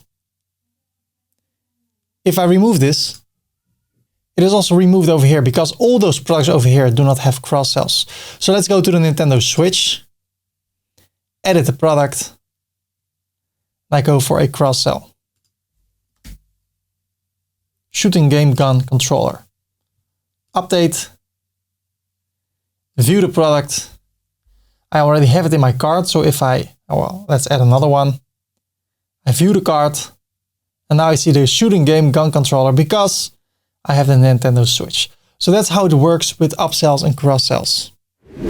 Ladies and gentlemen, are you still having fun? I hope so. If this video is helpful for you, please like it. And feel free to subscribe for more upcoming WordPress related tutorials. And now I want to take a look at the archive page, also known as the shop page. And let's configure it. Let's make it look better. And let's make it easier for people to navigate through our shop. Are you ready? I am. Maybe I'm asleep at this moment, but I recorded this. So that's the great thing about YouTube. But I'm ready right now to start with this part of the tutorial. And I want you to be serious right now. Don't laugh. No. This always happens when I make these videos. And I leave it in the video. Some people can appreciate it. Some people think I'm crazy. Some people think both. You know what? Let's continue with the archive page. So, going back over here, we have a lot of products and I want to sell them. And in order to sell them, I need to make my website look better because right now it doesn't look that appealing. How can I do that? I click on the customizer and automatically will be redirected to the right configuration page. Because we can now configure this page because this is the product catalog. So I can change the container layout. Right now it looks like this. Let me make it a bit smaller. Command Control minus. If I select boxed, it looks like this. And I have to say, I like it. The only thing I don't like is that the background color is a little bit too dark in my opinion. So I can go back. I can go back and I can go to the global settings of Astra. Then I go to colors. And then over here, I have the site background. I can make it orange. So much better. No, let's not do that. Let's make it black and then bring it up until we think, yes, not too distracting, but you see the difference. Something like this. Publish. Then I go back, and I go to the WooCommerce Settings, product catalog, and then we continue. You can also stretch the website like this. And if I make the website smaller, this will still be full width. Well, I stick with the boxed version. And if you have a sidebar, you can choose a layout. I don't use a sidebar on my shop page, so I leave it like that. Then there's the shop layout. Right now it is displayed like this. I can change it to design 1. I don't see any difference. I can change it to design 3. I definitely see a difference over here. And this is the version I prefer. No, just kidding. I like design 2. When I hover over it, I see this. I can add it to the cart. And when I go to design 1, I don't see that. So I choose design 2. How many columns do I want to have? Well, I can have 6, I can have 1, and I choose 3. And there it is. How many products do I want to have per page? So right now I have 12. And after 12, I can go to the second page. Or what I can do, I can say, for instance, 9. So now I have 9 products. And I can go to the next page. Or I go for an infinite scroll. In order to fix that, we need to scroll down a bit. All the way. And then there's a shop pagination. Right now we can go to a different number. I like infinite scroll. And while I'm scrolling, more products will appear. So I scroll down. And when there are more products, they will appear over here. Right now they don't because I'm in the editing mode. Let me publish it. Let me scroll up again to the settings where we were. 9 products. And when I scroll down, let me show you. More products will appear. So I scroll down. There they are. Automatically. How great is that? Customize. And then automatically we go back to the product catalog, configuration settings. I scroll down. The shop archive content width. I can make it smaller if I want to. So I can bring it down like that. But I prefer to have the default width. This one. What do I want to display over here? Well, of course, products. I can say categories, but I don't want that. So I say products. And also on the category display. So if I would go to a category page with all the products that contain that category, I also want to show the products. And the default products sorting is custom ordering plus name. It is this one. So which one should be shown by default? So I can also say by default, the most expensive products should appear. So this one, then this one, etc. Well, I prefer the default sorting. And then people can choose to change that. What else over here? I see the category first, then I see the title. And if I uncheck this, the title will be gone. Well, I want to show the title. I do want to show the ratings and I want to show the price. I do not want to show the add to cart button. So I turn that off because people just need to click over here in order to go to that product page. And if people want to add it to the cart, they can click over here. When they hover over it, they will see it. Great. Then there's the toolbar structure.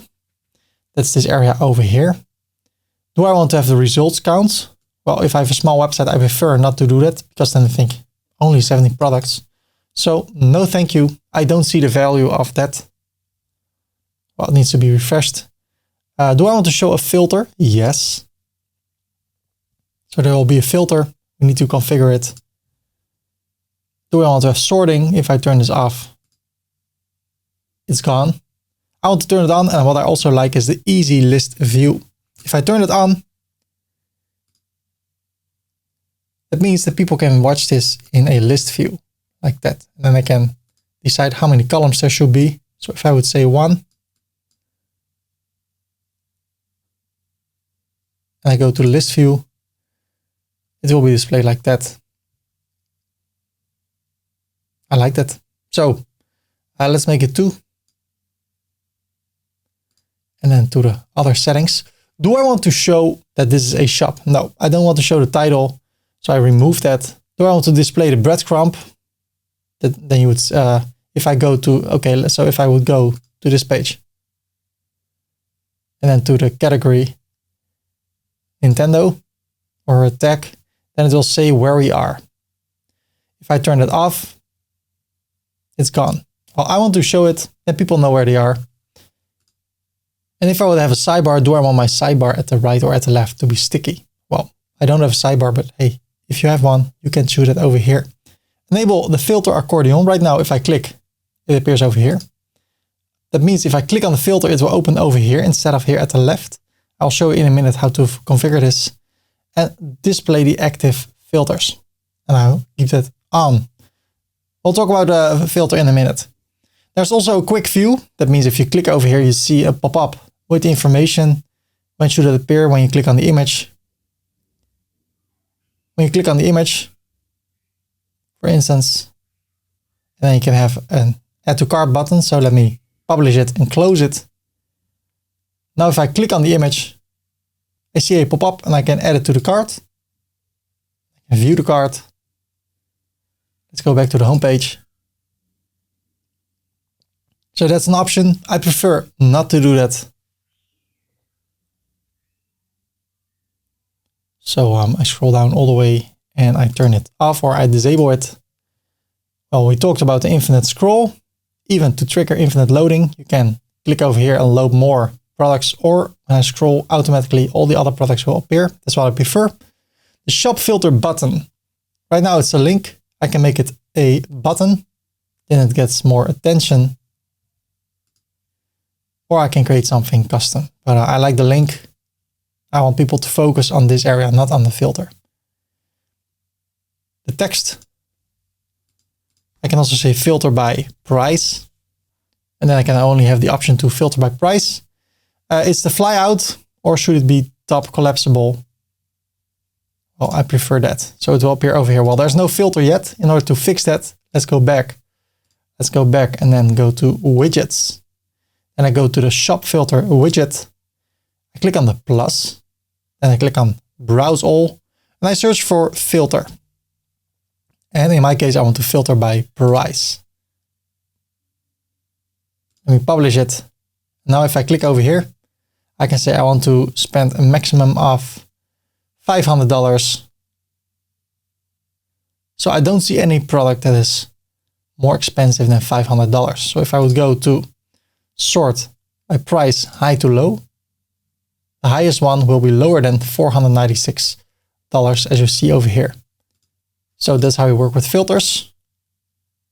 I go to WooCommerce, product catalog, scroll down all the way, and there's a new option, the filter column. I want to have one column. Maybe that's too wide. Okay, let's change that to 2. And now it is easier for people to create a nice filter. Okay, then we go to design. We can change the product title. So if you make it orange, you see what will change. We can make it blue. Well, I prefer to leave it as it is. On the other hand, everything is a little bit the same. So what I prefer to do, the price, I want it to be blue. And the color of the ratings, I want it to be another color. Let me show you in a minute how to do that. I want to bring everything to the center. Okay, but what I see, those swatches are not in the center. So in order to do that, I publish it, I close this, then I go to the back end, to WooCommerce variation swatches. There are some settings. Look at this, it's my video. I'm privileged. I feel humbled that they use my videos. I go to the settings and to the shop page styling, and I bring the swatch alignment to the center. Guys and ladies, it's getting better and better, don't you think? I'm excited because right now, if I scroll, it looks like this. So I'm happy with that. Let's go back to the customizer and then to the design tab over here. So I scroll down. Do I want to have a product image hover style? What I can do, I can swap images. Or swap. So if I hover over it, you see another image. What I prefer is to have a small zoom. Like that. There's the button padding. Well, we don't have the button anymore, the add to cart. There's the content padding. So we can create more space in this area over here. There's the box shadow. So right now there's no line, there's nothing. But I can make that. So I can increase this to 2. I can increase the blur. Like that. And then, or I can make the 0, 0. You know what? Let's make it 2, 2, and 4. And then I want to decrease the opacity. So make it a bit lighter. So you see small shadow. maybe play around with the blur a little bit more. Okay. I can also have the hover when I hover somewhere. I can have the hover when I hover. Okay. So let me increase this. Make this a little bit more visible. And then this will happen. Okay, let's decrease the color because it's a lot.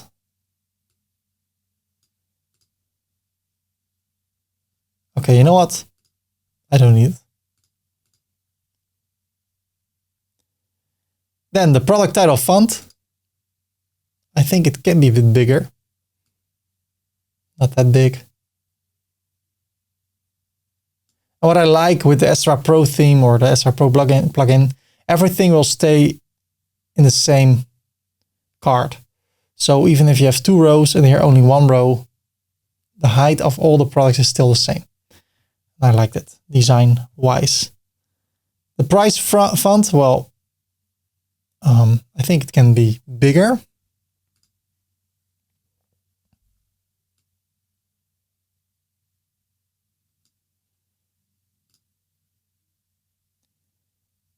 And then the content font, no, if there's a text, you can have it, make it bigger or smaller. So we'll do some CSS. If I want this, okay, let's go to one of the products over here. I have 5 stars, right mouse click, inspect. I use Google Chrome. Then I scroll down until I see a color. That's the same color I see over here. So if I click here, I make this a bit yellowish. Yes, I can copy this. I customize the website. Then it's black again. Then I go back and back to the additional CSS. I paste this. And now it is this color. So right now it looks really nice. And I want to talk about one more thing. And that's the image. I go to the customizer, go back and go to the product images. Right now, the quality is okay. I can change this to 600 is okay. The thumbnail, I want it to be 600 as well. So the quality is better. I think that's really important for your website. Look at this. This looks so much better. Then we can change the crop. Right now it's a square. The image is 1 by 1. I can make it custom, like 4 by 3. I can make it 3 by 4, like that. I can also make it uncropped, so the image will be displayed as a full, but that makes the text go shift everywhere. I don't want that. So what you can do when you upload your images, make sure they're all the same size, and then it will look really nice. I prefer 1-on-1 or 1 by 1. Then when people click on the image, they can see the complete image. They can click here, navigate. Wow, I'm really happy with how everything looks. And right now we see also the related products. And the more products you offer, the more related products you will see. So if I scroll down, related products, and the bigger your website, the more will be shown there. So I click on publish, close it. And this is our website. We can filter things. We can change how it is displayed, and we can sort by popularity and by prices, high to low. And I'm happy with how everything looks. Using Astra Pro, you can make the WooCommerce pages look so much better. We already talked about the product page, the archive page. Now let's take a look at the cart page, and after that also the checkout page and the my account page. So let's take a look at that. What I want to do now, I want to show you the website using the free version of Astra with WooCommerce and the pro version with Astra. So this is the free version website. And if I add this to the cart, so I click over here and I add it to the cart, I can view the cart, and this is how the cart looks in the free version of WooCommerce and Astra. And there are a few things I don't like. Keep in mind, we want to make sales and we want to make the process of buying things on your website easy. Well, there are a few things I don't like. if I want to change the amount, so I want to buy an extra controller, I click on the plus, nothing happens. I need to scroll down and click on update. I think that's weird. I want to click and then it will change. What I also don't like, I don't see an overview of how much I bought. I need to scroll down and then I see the overview. What I also don't like is that there's a really big area with a button, apply coupon. So what people can do, they think, hey, I want to buy a lot of stuff. But maybe there's a coupon code, so they're gonna Google like, hey, is there a coupon code for console delivery? And they don't find the coupon code and then they can get distracted and they can leave the website. If I take a look at the Pro version and I buy this one, and I add it to the cart, and I view the cart, look at this. At once, I see an overview of what I spent total. If I want to have an extra controller, I just click on the plus, you see the skeleton loader, and it will appear over here. So it's updated, the price is changed. If I scroll down, I still see the cart totals. So everywhere on this page where I am, I can see how much I've spent and if there's free shipping or not. And by the way, if we want to promote free shipping, like hey, if you spend $10 more or $20 more, you get free shipping. There's a tool I will talk about in a minute that will help you to increase the sales on your website. But right now, I think it looks amazing already. So I still can remove things just as over here. Here it's at the left. Here it is at the right. So if I want to get rid of this one, it's gone. Over here, I need to click here. And then it's gone.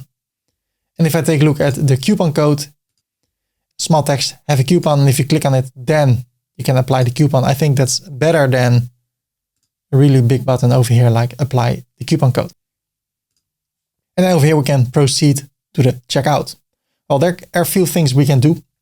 We can go to the customizer and actually we can remove all the great benefits there are on this page.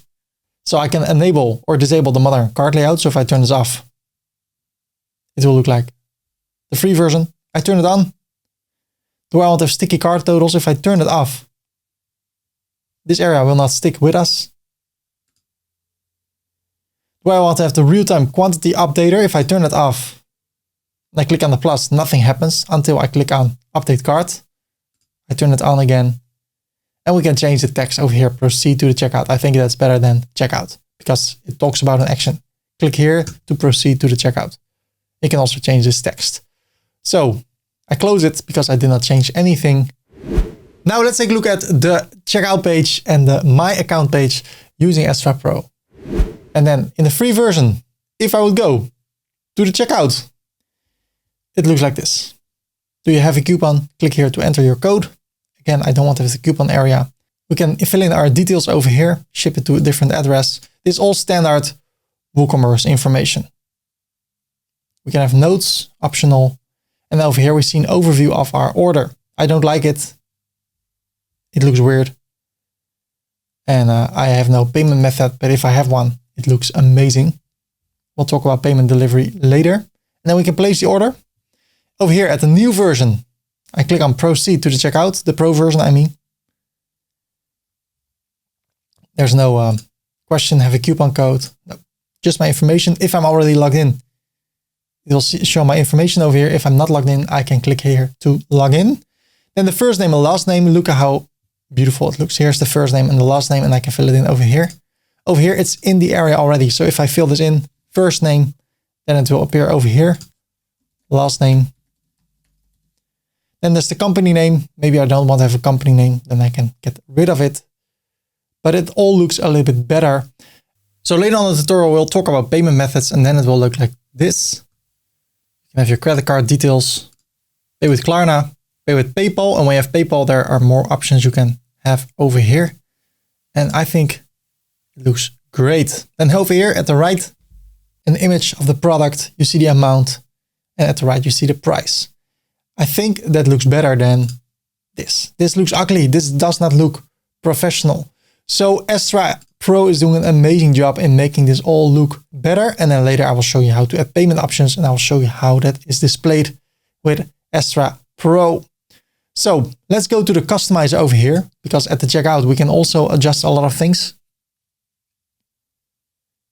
I can change the form width, so I can make it smaller. Let's bring it back to default. The checkout layout, of course, there's modern. I can bring it back to default. And then there's the ugly version. Let's bring it back to modern. I can have a one column layout. So first people need to fill in their details. And then there's a reason why you can make this smaller. Makes a lot of sense. So if you want to have it like this, you can do it, or bring it back and have two columns. You can change the text over here, place order. And then you can say, do you want to have this secure payout icon? No. Then it's gone. Enable the button price. You can turn it off. I turn them both on and I leave the text as it is. Over here at the right, do I want to have the product image? If not, it will look like that. And I want to enable the modern order received layout and then enable sticky order review. So if there are less products over here than the length of this area, then this will stick with us. And I like that. We can also have multiple step layout. So if I turn it on, the first step is shipping. And then the second area is payment. And you can give them all a different name. Well, you can do that. I don't do it. And you can also have a distraction-free checkout. Well, this is already at the cart, so I don't need it over here.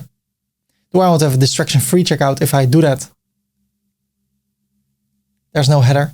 I think that's better because I want people to focus on one goal, and that is to buy the stuff and not to go to different pages in the website. So I like it. I turn it on. Persistent checkout form data.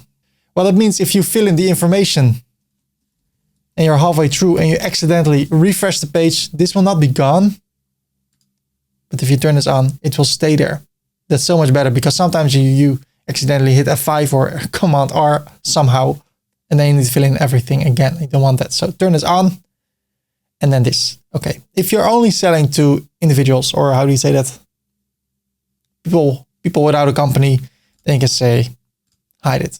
If you only want to sell people that have a business, you can make it required. There it is with the asterisk. I hide it. I also do not need the second line for the address. So I say hide it. So there's only one line over here. The phone field, no, I hide it. But it's up to you. But right now I like it that it's just a short area over here. Highlight required fields with the asterisk. And then here's the privacy policy page. You need to select one. And the terms and conditions page, if you don't have one yet. Let's publish it. Go back. Go back. Then we can go to the menu. I create a menu already. Main menu. I do not select this yet. I will talk about it later. I want to add an item and create a new page and call this one terms and conditions. I add it. I close it. Publish.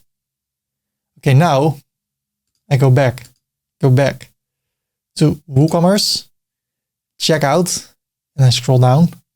And here I say the terms and conditions page. Okay, I need to refresh the page, so Command R. Now I scroll down and I select the terms and conditions page. So people need to agree with the terms and conditions. They have to check this, otherwise they cannot buy this. And in those terms and conditions, you can talk about the refunds and all the other terms and conditions. So that's it about the checkout page. So you can have it like this, the default WooCommerce one, or like this. And if you buy something, then first we need to go to the backend, to WooCommerce Settings. Then we go to Payments. And let's turn on Cash on Delivery. Save the changes. So now I go to my website, to the homepage. I go to the checkout page.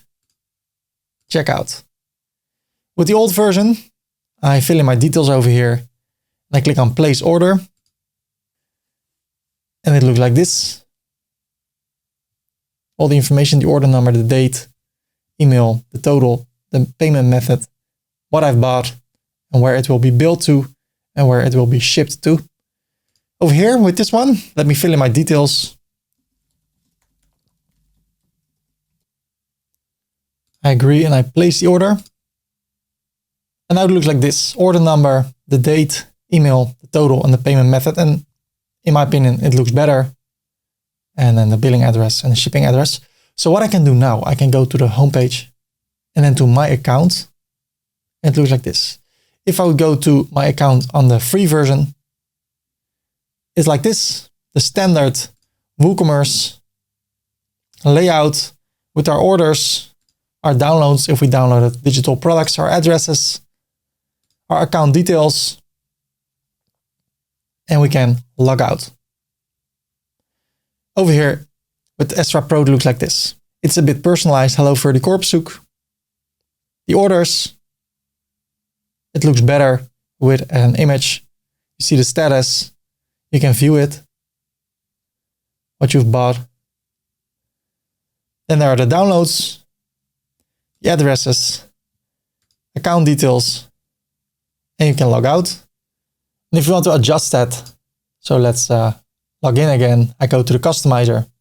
I can turn off the modern layout, turn it on, then you see the difference. I can use the gravatar or not. And I can enable the grid view or disable it. Well, that's for the orders. So if I turn this off, it looks like that. If you turn it on, it all looks better. It all looks more professional, which gives the customer the idea that they're on a really professional website from a professional company, which should also be the case, of course. Publish it. Let me get rid of this. So that's the process of buying things. But of course, we want people to be able to pay. So how can we enable a payment method? Of course, we want people to be able to pay on our website, so we can make use of payment methods like credit card, Klarna, Ideal, PayPal. So let me show you how to configure that and optimize it. No, not optimize it, implement it in your website so people can pay with real money that goes to your bank account, and then you can send the products to the right people. So in order to create payment methods on our website, we go to 30corp.com/Stripe, hit enter. You'll be redirected to Stripe. And if you want to sign in and know step-by-step how to do that, you can go to YouTube and search for Stripe 30. You can watch this video and it's 2 years old, so it can be that the layout looks a little bit different, but the process is still the same. I already have an account, so I click on sign in.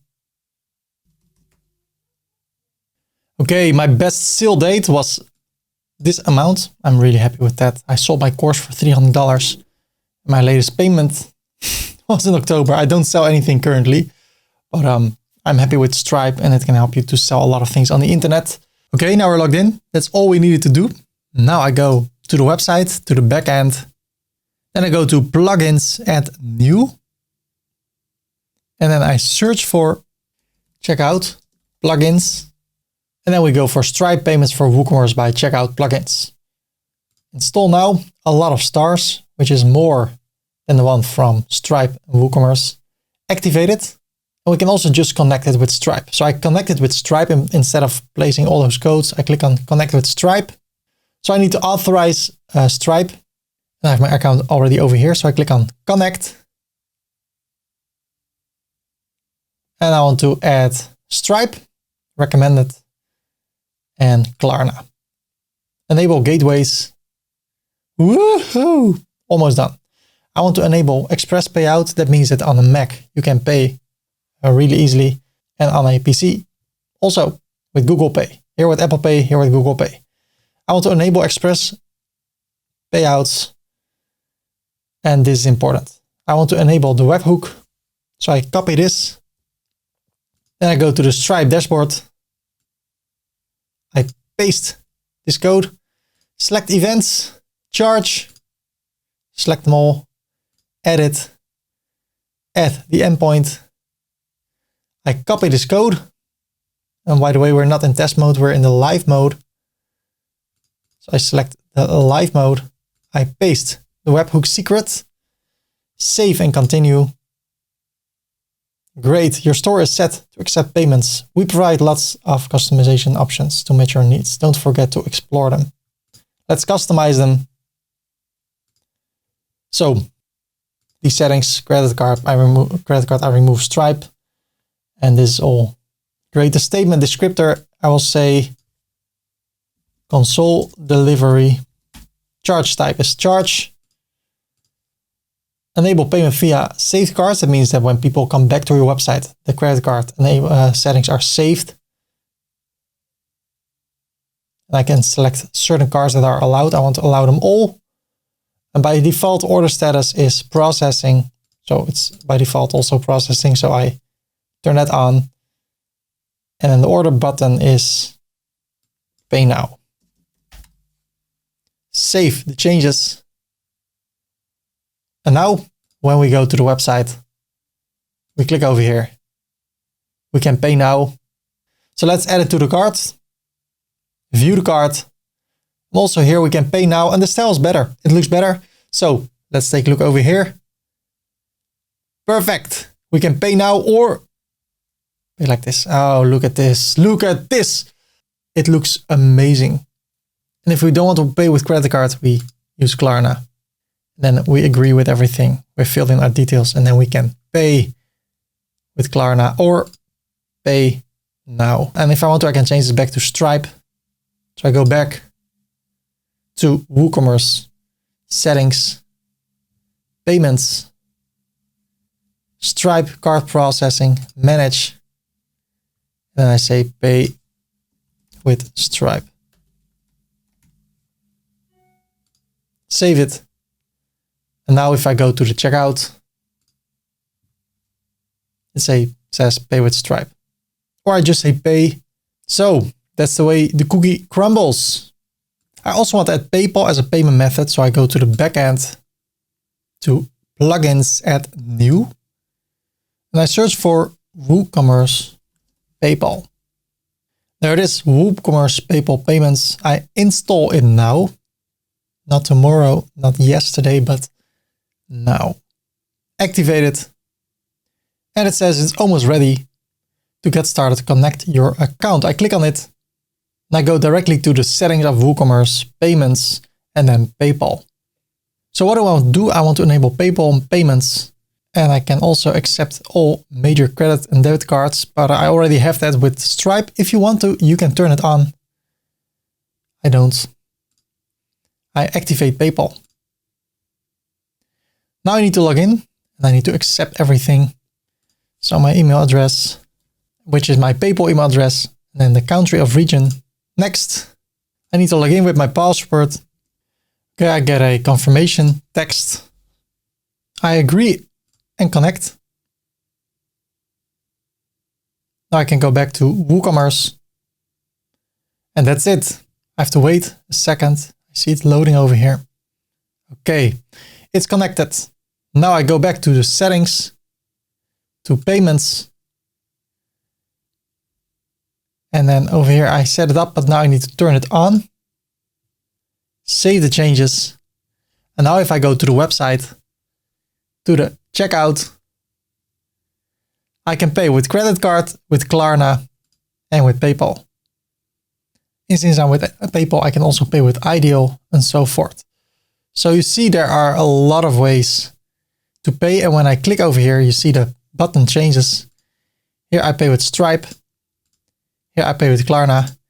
And here I pay with PayPal, Ideal, or so forth. So a lot of ways to let people pay on your website.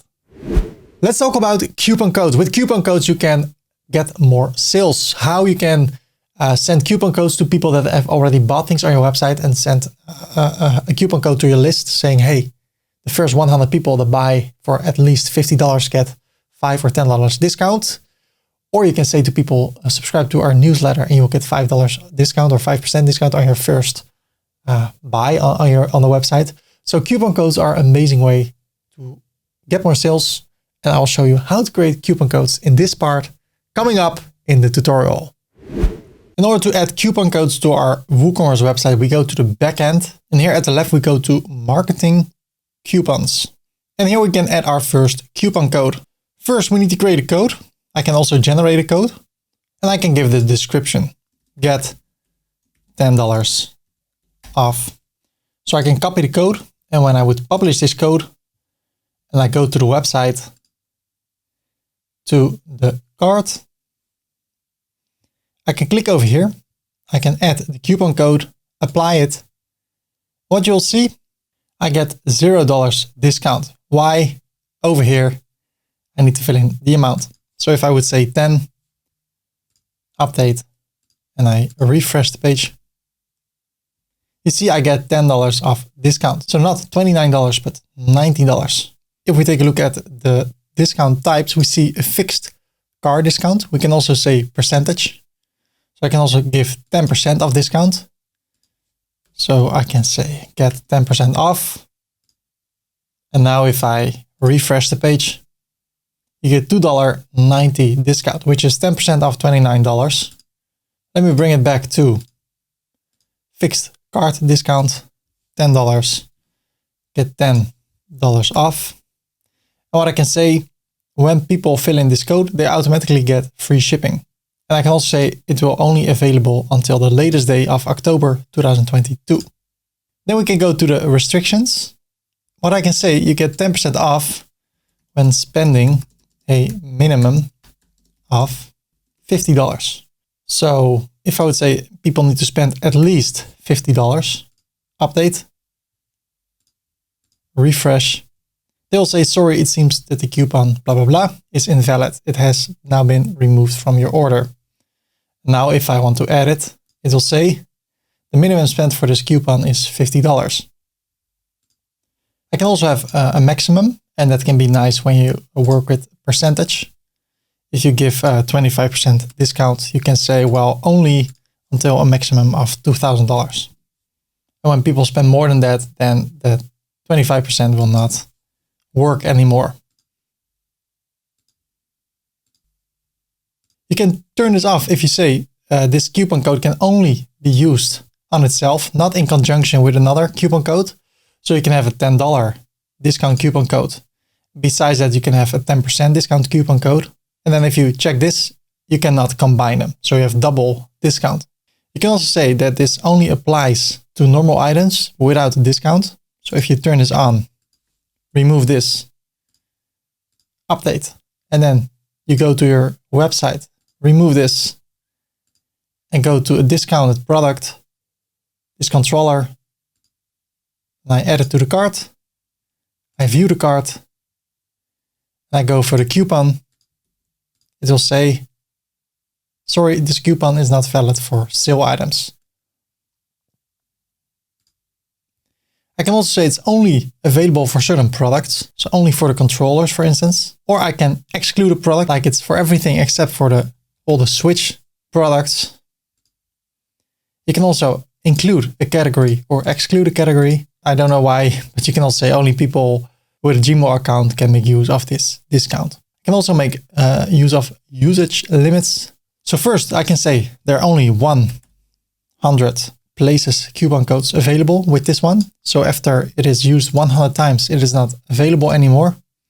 I can also say every user can use it twice. So people can buy this. Of course, I need to update it. Refresh. I paste the code. Now it's working. $55. I can buy this. Then I can come back, go to a different product, buy it again with the same coupon code. And it works. But after 2 times, I cannot use it anymore. And it will say that. You can also make it easier. You can say $10. So copy this, update, refresh.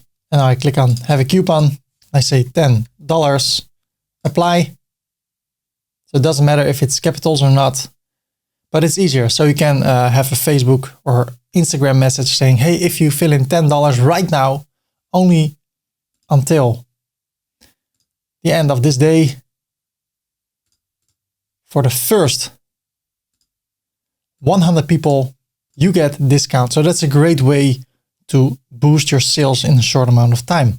So that's only one coupon code. I can create a second one and a third one and apply all these principles, which I just showed you.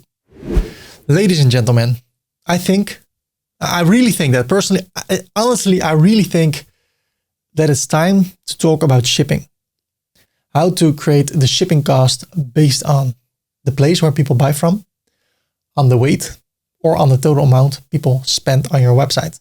So let's talk about that.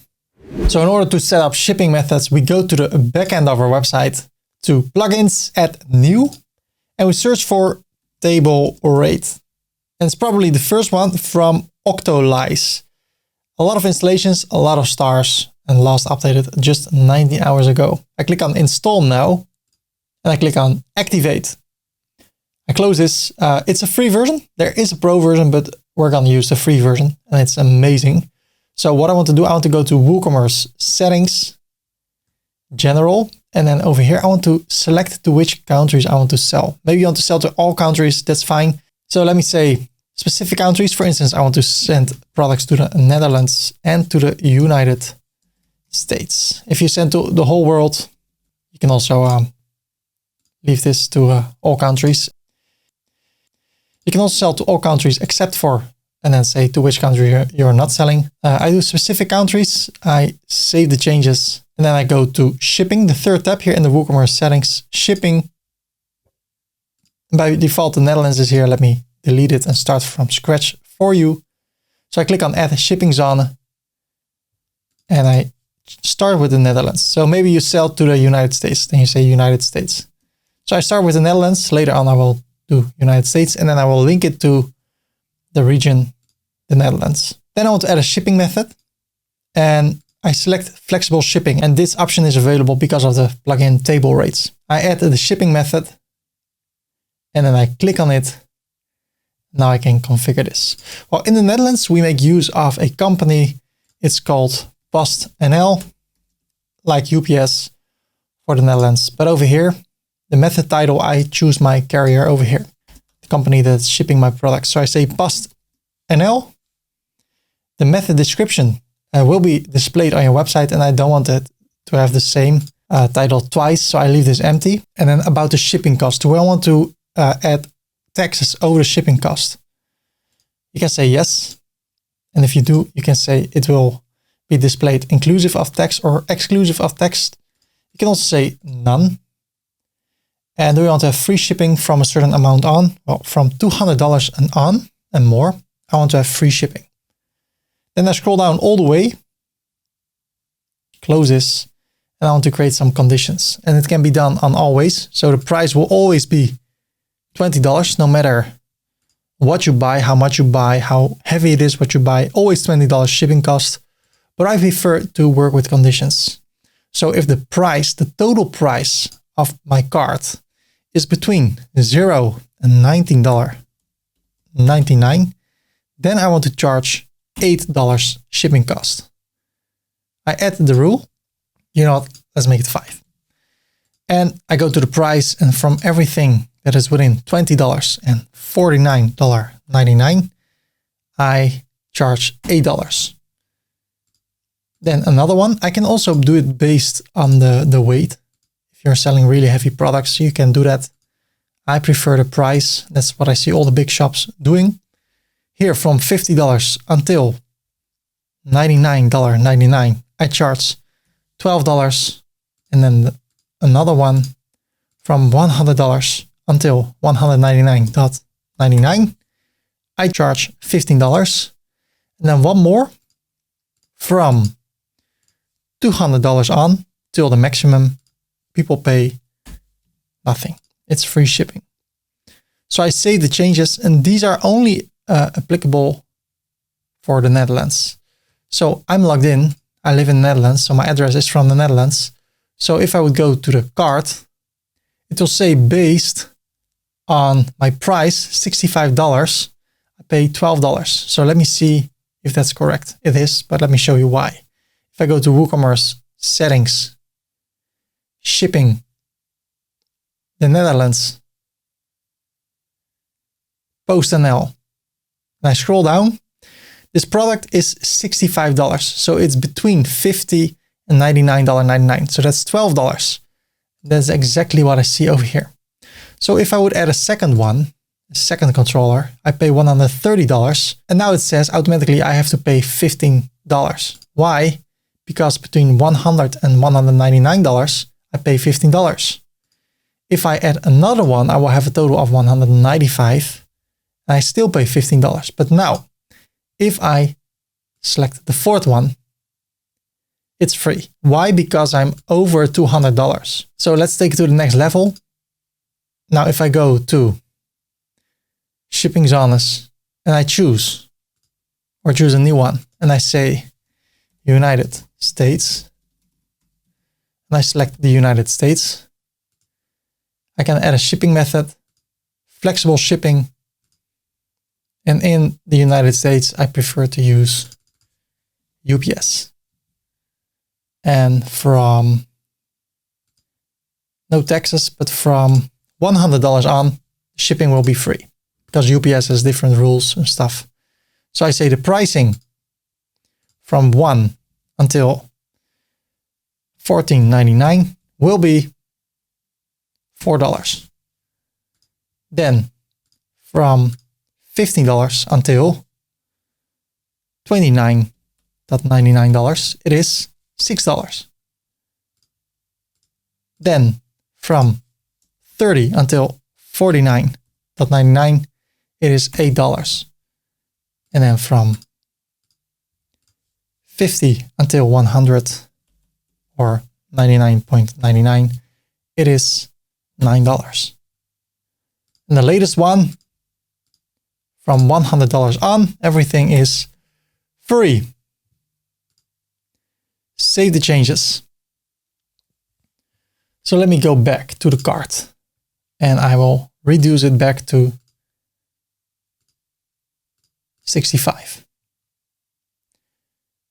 Over here it says if I send it to the United States or if you buy it from the United States, everything between 50 and 99, you pay $9 in shipping cost.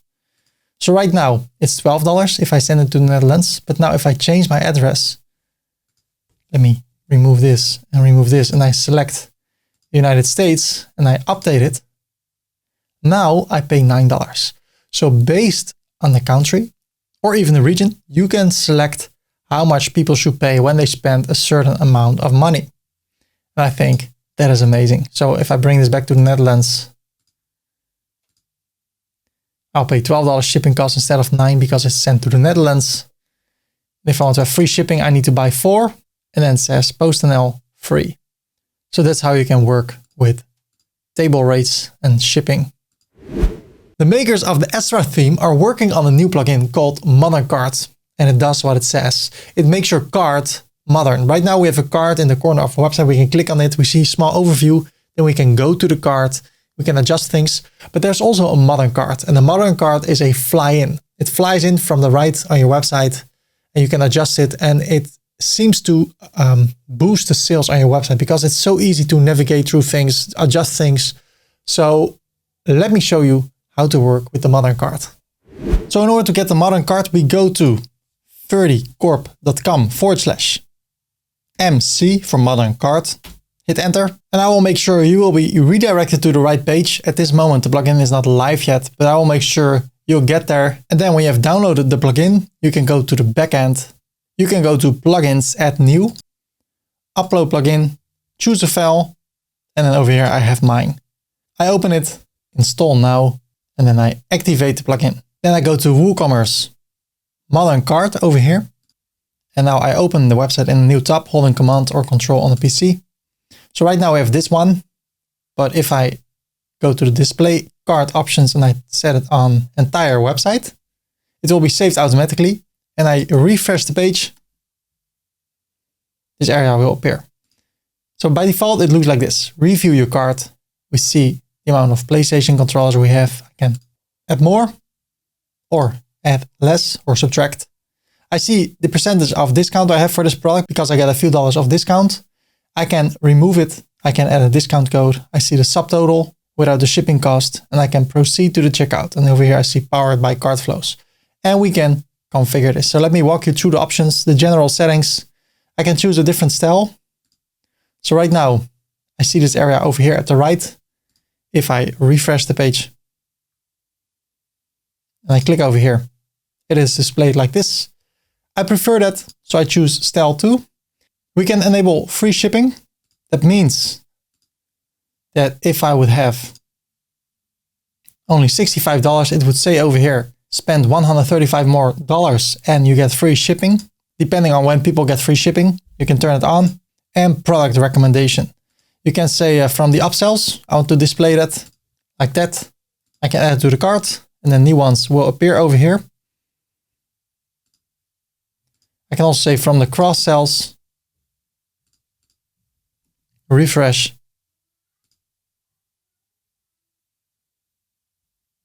And then you can add those. I will disable it for now, otherwise I think it's a little bit crowded over here. Display coupon field. Well, right now we see you have a discount code. You can click over here and then it will be displayed. You can also say, show it in a traditional way or disable it. I want to disable it. Show the subtotal over here. You can also show the total, but I just want to show the subtotal. I do not display the shipping cost yet. The main title, review your cart. I prefer to say cart. These are some nice options. You can change the text if you want to. Also, when you have a website in a different language, you can change all the text. And the latest one, the free shipping bar text, we need to fill in the amount. And with that amount, if you fill in $200, it means that from $200, there's free shipping, and that will help Modern Cart to show how much money people should spend more in order to get free shipping. So it's all automatically saved. Floating cart icon. At the bottom right, you can also say at the bottom left. So it will be displayed at the left. And hide the cart if it's empty. So if there are no products over here, you can hide it. Well, I turn it on. Then I want to go to the styling. The primary color, I go to the customizer to get those colors. Let me go back and back to global colors. Copy this color and paste it here. Then the second color, I copy it and I paste it. And I can have the primary text and the secondary font color, and I like them as they are. Then I can change the slide out width. So right now it is this width. I can change it over here, and on a mobile it's 80%. I'm fine with that. The cart sections, styling, accordion or distributed. It's up to you. Then it looks like this. I'm okay with accordion. The animation speed, how fast should it appear? And I'm also okay with that. And I want to turn off the Powered by Cart Flows text. It's a premium plugin, so I think it's okay if we do not display the credits. So you can make it minimized like this. And then if I add something, it will be added over here automatically. And if I proceed to the checkout, now I can edit the cart. So if I see something over here like, okay, you know, let's change something, I can edit the cart, make this one, and then proceed back to the checkout. There's the skeleton loader, and then the price is changed. So that's what you can do with the Modern Cart. Here is my favorite subject. Finally, we're going to talk about taxes, and not the state taxes. No, we're going to talk about paying taxes to the government with money we work so hard for to earn. That is, wow, I love taxes. No, but it's good that we pay taxes. In the Netherlands, we pay a lot of taxes, and that's why the roads are great and stuff, and the health secure things. So I always think the more taxes you pay, the more money you probably make. So it's okay, as long as you're happy with who you are as a person, because out of that flows everything else in your life. You know, no, okay. Let's talk about taxes, and I'm going to talk about putting all the taxes information manually and about automated taxes. So if you want to know how to automate your taxes, keep watching. So in order to configure taxes, we go to the backend to WooCommerce Settings. I scroll down and I see the option Enable Taxes. I turn this on, and when I do that and I save it, a new tab will appear. So let's save it. And there it is, the taxes. Well, nothing changes yet because we have not configured anything yet. So also if we add this to the cart and we go to the checkout, no taxes. So let me walk you through the options. And the first option is prices entered with tax. So what I can do, I can make sure that this is shown inclusive of tax or exclusive of tax. And when do you need to do what? Well, if you're only selling to companies, you can say this is $179, but then at the checkout, taxes will be added. If you want that, then keep this option. No, I will enter prices exclusive of tax.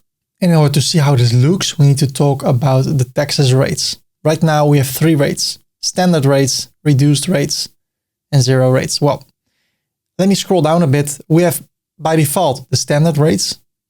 And then over here we can have additional tax classes. Well, in the Netherlands we only have 2. So we only have the default rates for a lot of products, and then we have the reduced rates for books, for instance. So I only have reduced rates and the standard rates. And if I save it, look at this. I have standard rates and reduced rates. Well, I will show you how to automate this, but right now I want to show you how to do this manually. So I can insert a new standard tax rate for a certain area.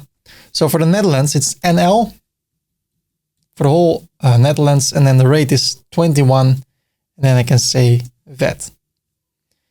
And the question is, do I want to calculate tax on shipping? No.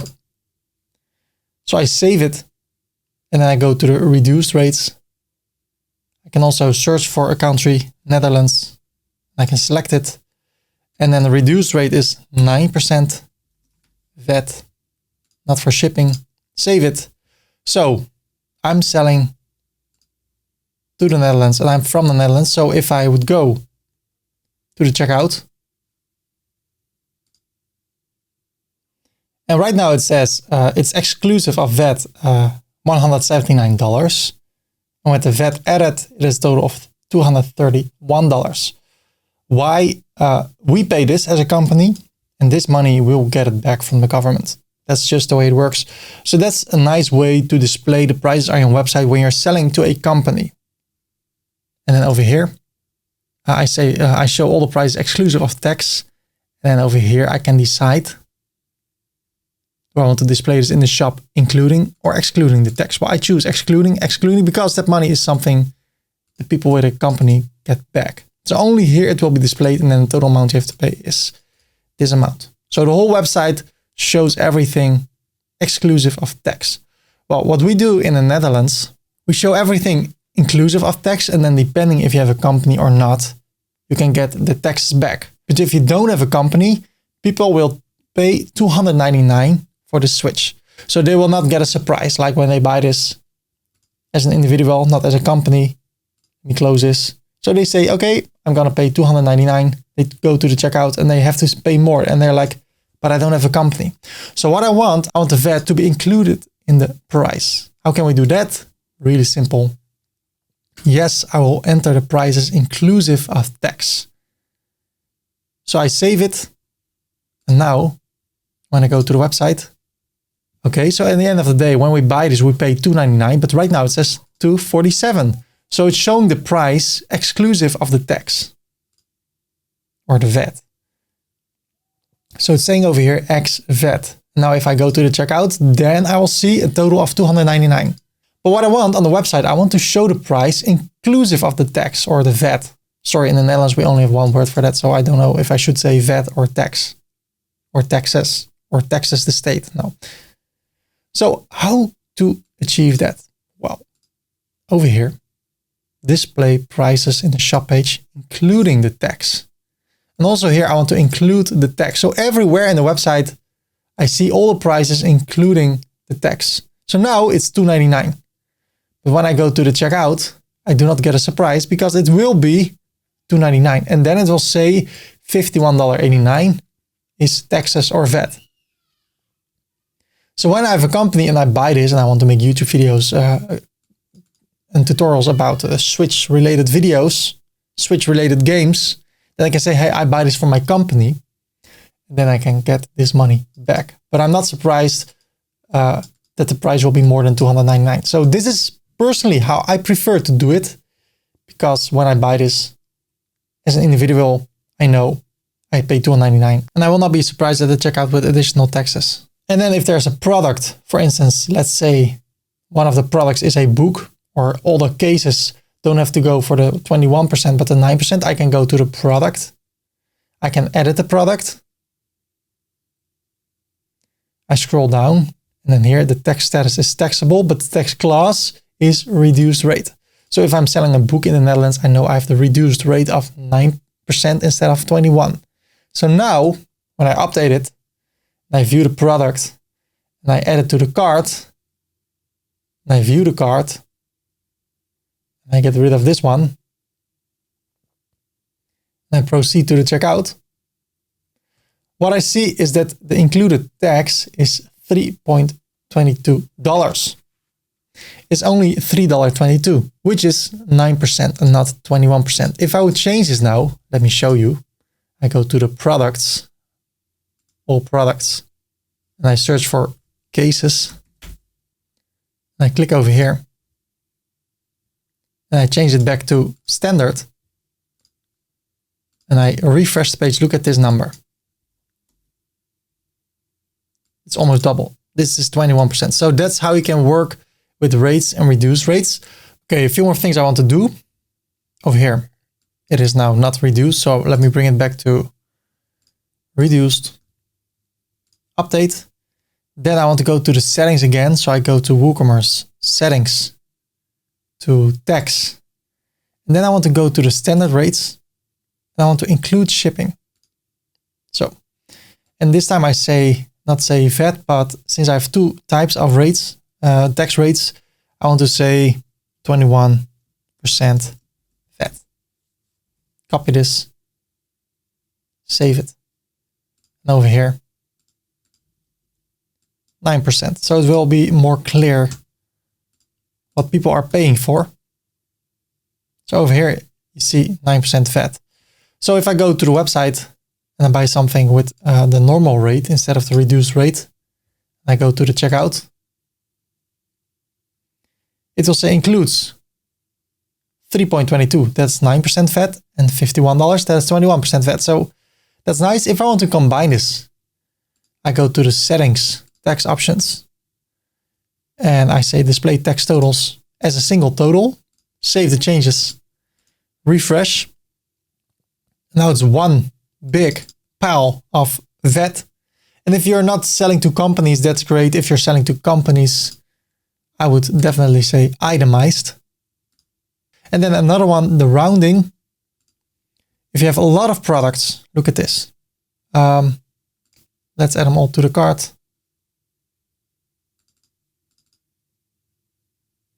Click here. Click away.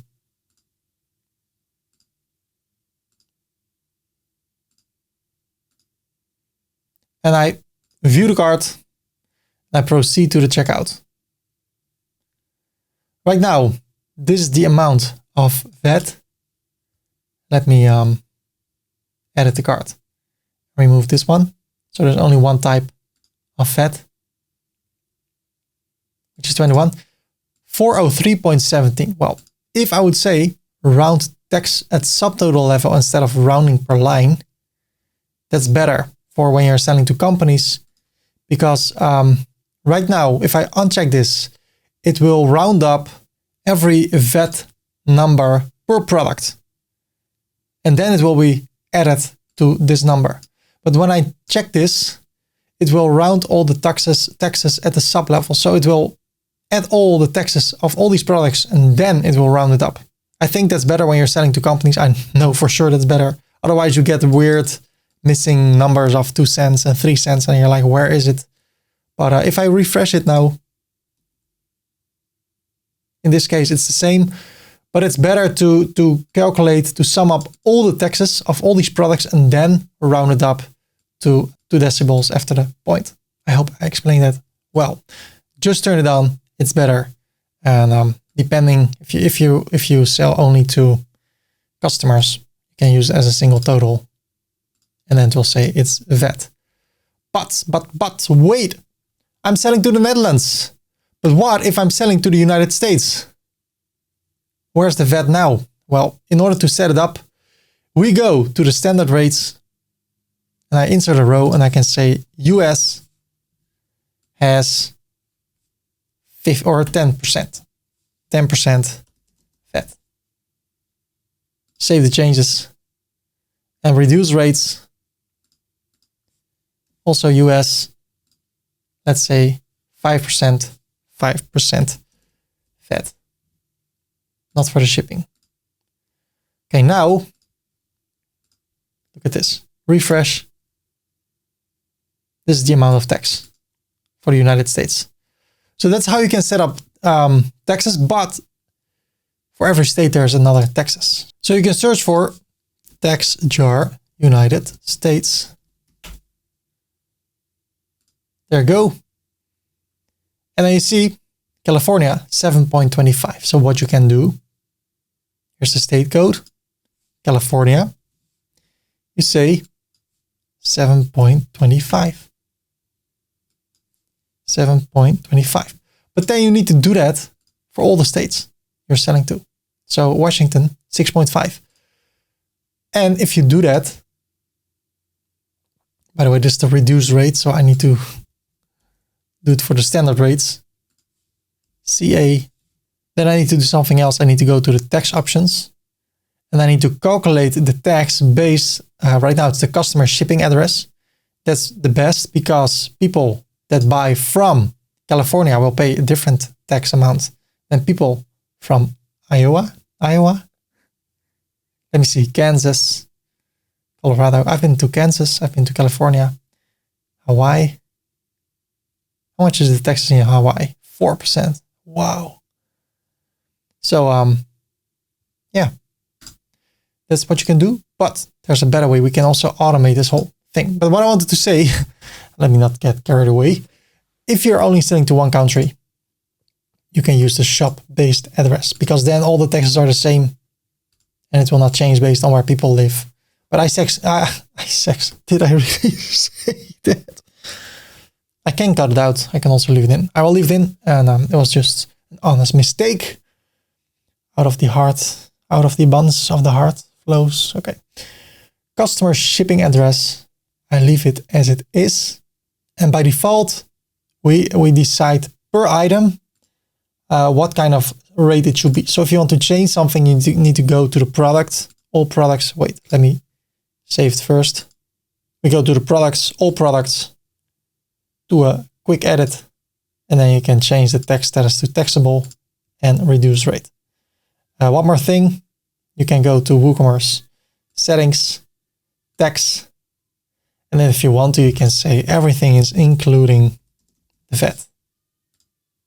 And then on your whole website, it says that, but I don't want that. But hey, if you want that, you can do it because it's your store.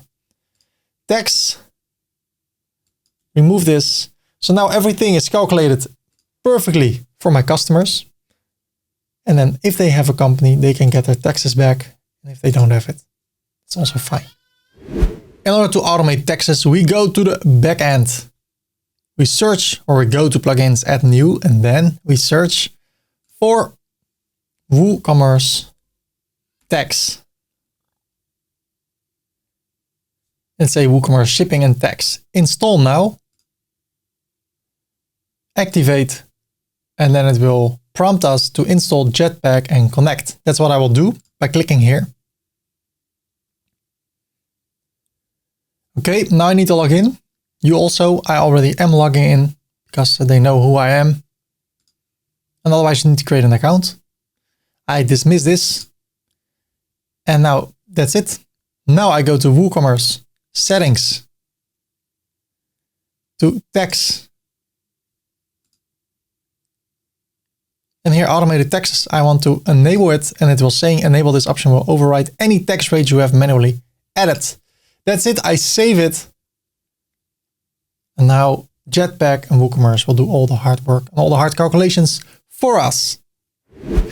Mary, did you know that there are so much WooCommerce settings? Mary, did you know? I don't mean to be disrespectful to any religion. I think it's a beautiful song. I like it.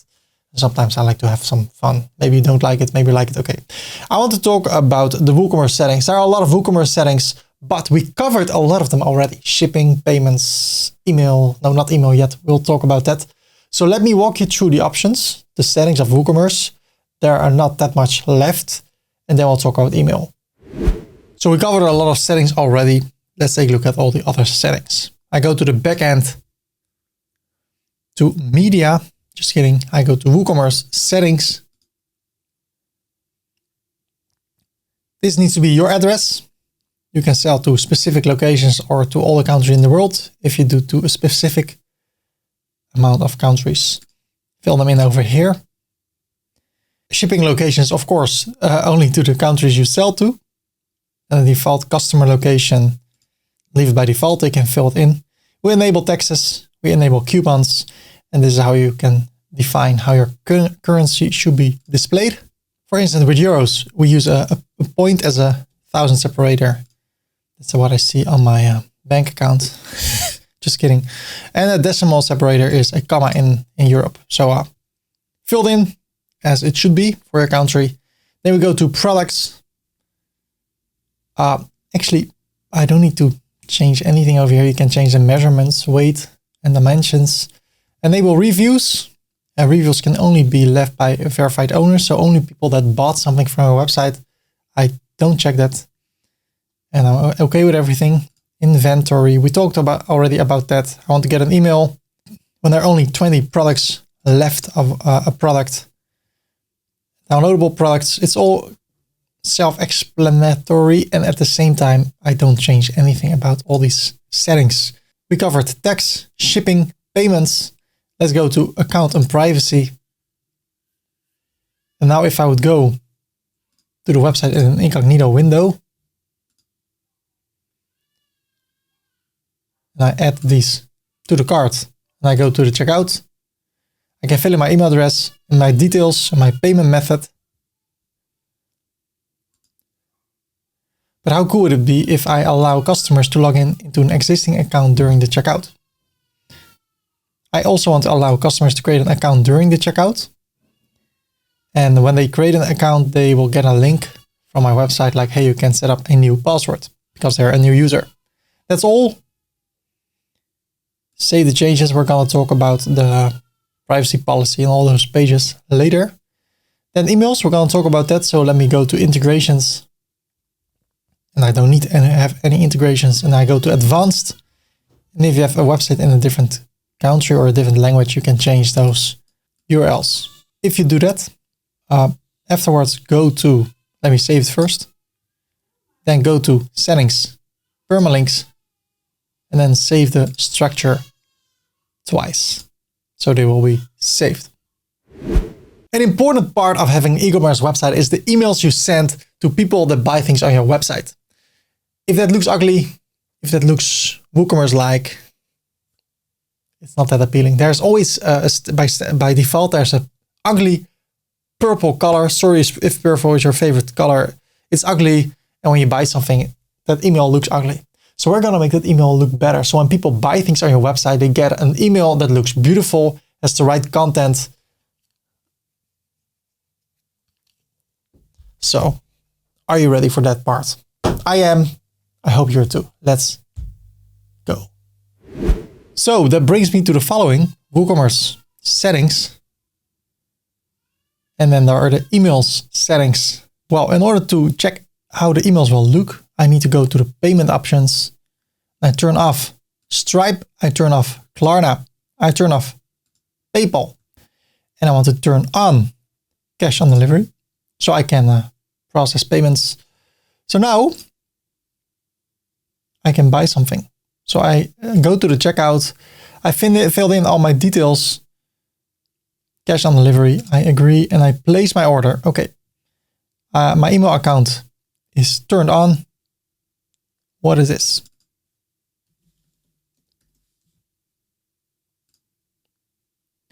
I place the order. My email account is turned on, so I'll get two emails. One as an administrator and one as a client. This is as the administrator. I get this email because I'm the website owner. There's a new order, 176. The Nintendo Switch 2 and the Nintendo Switch OLED model. So the total amount should be paid through Stripe, Klarna or PayPal. But right now I set cash on delivery so I can buy things without paying because I'm testing this for the tutorial. Well, what I see is that I don't like the colors. There's a lot I don't like over here. I don't like the colors. I don't like all the text over here. But let's take a look at this email. That's the email the buyer gets. Thank you for your order. Hey Ferdy, just let you know we received your order, blah, blah, blah. And it's now being processed. The payment method, the date, what the person has bought, the price, and where it will be shipped to. Thanks for using consoledelivery.com. And then we see this over here. Well, we can adjust it. We can make it look better because maybe I think this title is too long. Maybe I want to change stuff over here. How can we do that? Well, let's go back to the backend. By the way, this is how it looks when people buy things. I think it looks beautiful. Great. And then they can go to their account. If I take a look at my orders, here it is. Beautiful. So let me go to the backend as an administrator. I go to WooCommerce Settings. I go to emails. And there are a lot of emails. There are 3 emails I will get as an administrator, those 3. So when a new order arrives, when an order is canceled, or when an order is filled, so the payment failed, I get an email like, hey, somebody tried to purchase, but it failed. And then I see the reason why it failed. When an order is canceled, I see it. And this is what the customer gets, all those emails. And we can adjust them one by one, and we can adjust a few things that will be applied to all the emails that will be sent. And that's over here below. The from name. Well, I prefer to say console delivery. We deliver, I don't, just like that, really easy. The from address, I can change it to info@console delivery. If you use SiteGround, we can go to YouTube, SiteGround tutorial. Over here, 37 awesome features. And here you can see how to set up an email account. Let me keep it with ferdykorpershoek.com. Then there's the header image. Okay. I open this in a new tab. And I go to my logo. I think it's really big. So what I can do, I can copy this. I can paste it in a new tab. I can save it.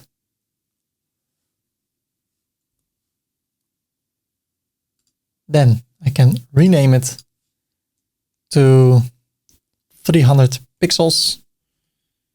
I close this. I go to the file. It's not there anymore because I renamed it. Okay, let me go to the desktop. I drag it over here. Let me make it smaller. For instance, 300 pixels. I click on scale. That's it. Close it. I go to the image. It's 300 in width. I copy the URL. Close this and close this. I paste it over here. And now an image of my logo will appear above the email. Then there's the footer text with the title, Build with WooCommerce. I want to change it. So I say, we wish you a lot of gaming pleasure, something like that. Then there are the colors. Let me go to the website, to the customizer. Then I go to global colors. And I grab this color, I copy it. Okay, body text color, I want to make it 222. Save it. So we changed a few things already. And now we can preview our template. So console delivery, title, the text, and it looks a lot more in the style of our website. But wait, we can do more. So if somebody orders with cash on delivery, the order is being processed. So what I can do, I can go to the processing order email and I can click on it. And now I can say your order has been received, or thank you for your order. I can paste it here, but it's okay. Additional content. Thanks for using blah, blah, blah. That's what we see over here. So I can change the text. Thank you for doing business with us. If you have any question, feel free to reach out to us. Questions? Save the changes. So how about a new order? This headset, I would love to have it. So I go to the checkout. I agree, place the order. Okay, I get 2 new emails. Here's the one I got. And it looks so much better already. And we changed a little bit of the text. And then here, it's for the user. It looks like that. But we can take it a step further. Right now we see it's from Ferdy Korpshoek, from this email address. And that's what we decided to do over here. Let me go to the backend. WooCommerce Settings, emails. Over here from console delivery. Well, it's not visible over here because I linked this email address to Ferdy Korpshoek in my email account. So normally when somebody else buys it, I'll show you, you'll see console delivery. So far so good, but we can take it to the next level. If I would go to the processing order, I can manage it. Then I can copy the file to the theme. Save the changes. So now here at Astra WooCommerce emails customer processing order, I can change the PHP file. So it looks a little bit technical, but let me show you what we can do now. So I go to Appearance, Theme File Editor. I understand. Then I scroll down. I go to WooCommerce emails, custom processing order, and this PHP file will override the default one from WooCommerce. So if I change something over here, it will be changed in the email we sent. So just to let you know, we received your order. What I can do, it says, just to let you know, we received your order and it's now being processed.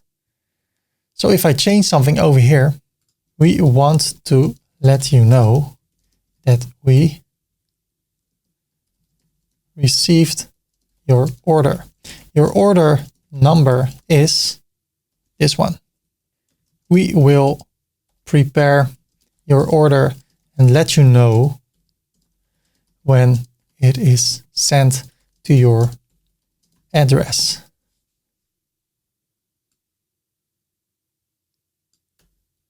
Okay, that's something different. Update the file. Successfully edited. So now let me buy something. This time with a different account, different email. So what I want to do, I want to open this in an incognito window. I want to buy this. Go to the checkout with ferdykorpershoek@gmail.com.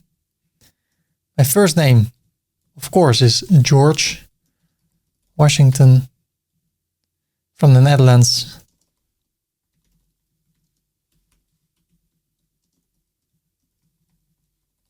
Ship to the same address. I want to pay cash on delivery and I place the order. I get this again. Nice overview. And now if I go to my Gmail account, there it is. The name is Console Delivery. Thank you for your order. It looks nice. And we want to let you know that we received your order. Your order number is blah, blah, blah. We will prepare your order and let you know when it is sent to your address. Wow. And then here, thank you for doing business with us. If you have any questions, feel free to reach out to us. So we changed a lot, even the PHP stuff. And we can do the same with all the other emails. Well, there are a few emails I use. So I go to settings, emails. So normally it's the processing order and then the completed order. So I can click over here and I can say your products are being shipped. Save. So now as an administrator, what I do, I go to the storehouse or whatever. Maybe I do automated drop shipping stuff. What I need to do when I know that the package is being sent to the right address, I go to the orders. I go to the order of George Washington. I check if he paid the money. If I see it on my account, I pack the stuff, send it to the right address, go to DHL or something else, FedEx, and I change the status from processing to completed. When I do that and I click on update, I go to my inbox and I see console delivery.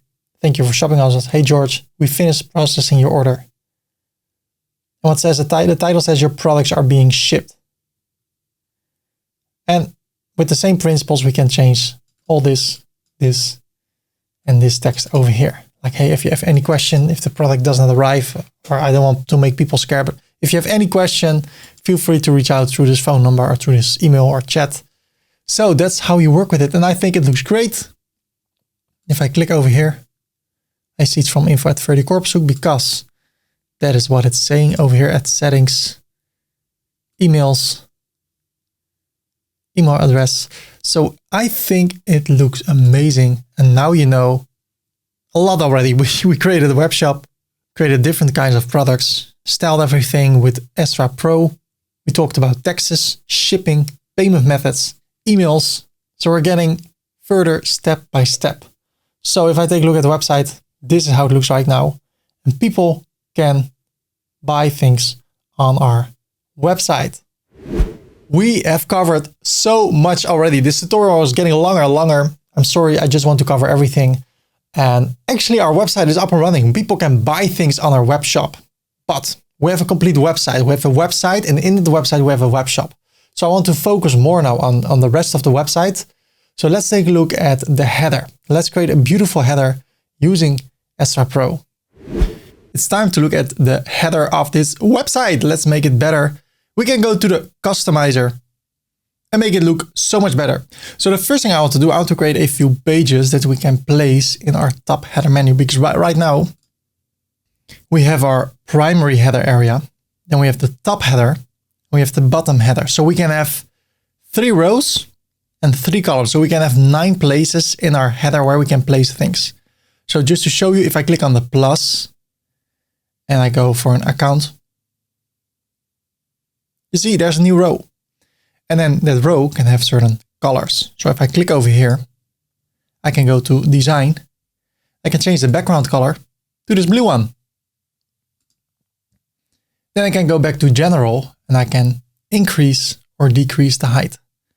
So let me make it 30 pixels. And then I can go to account. Then I go to design and I can change the color of the icon. So I can make it white. So in that way, we can create a top header, a main header, and a bottom header, and we can adjust it. We can place a lot of things in it. So let me walk you through these options. But I all started with saying that I want to create pages for the menu. So I go back and then I go to the menus here below. I want to create a new menu.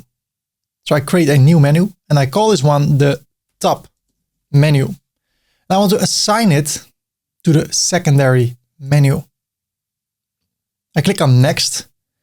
Now I can add items. And if I click over here, I can create new pages by entering them over here.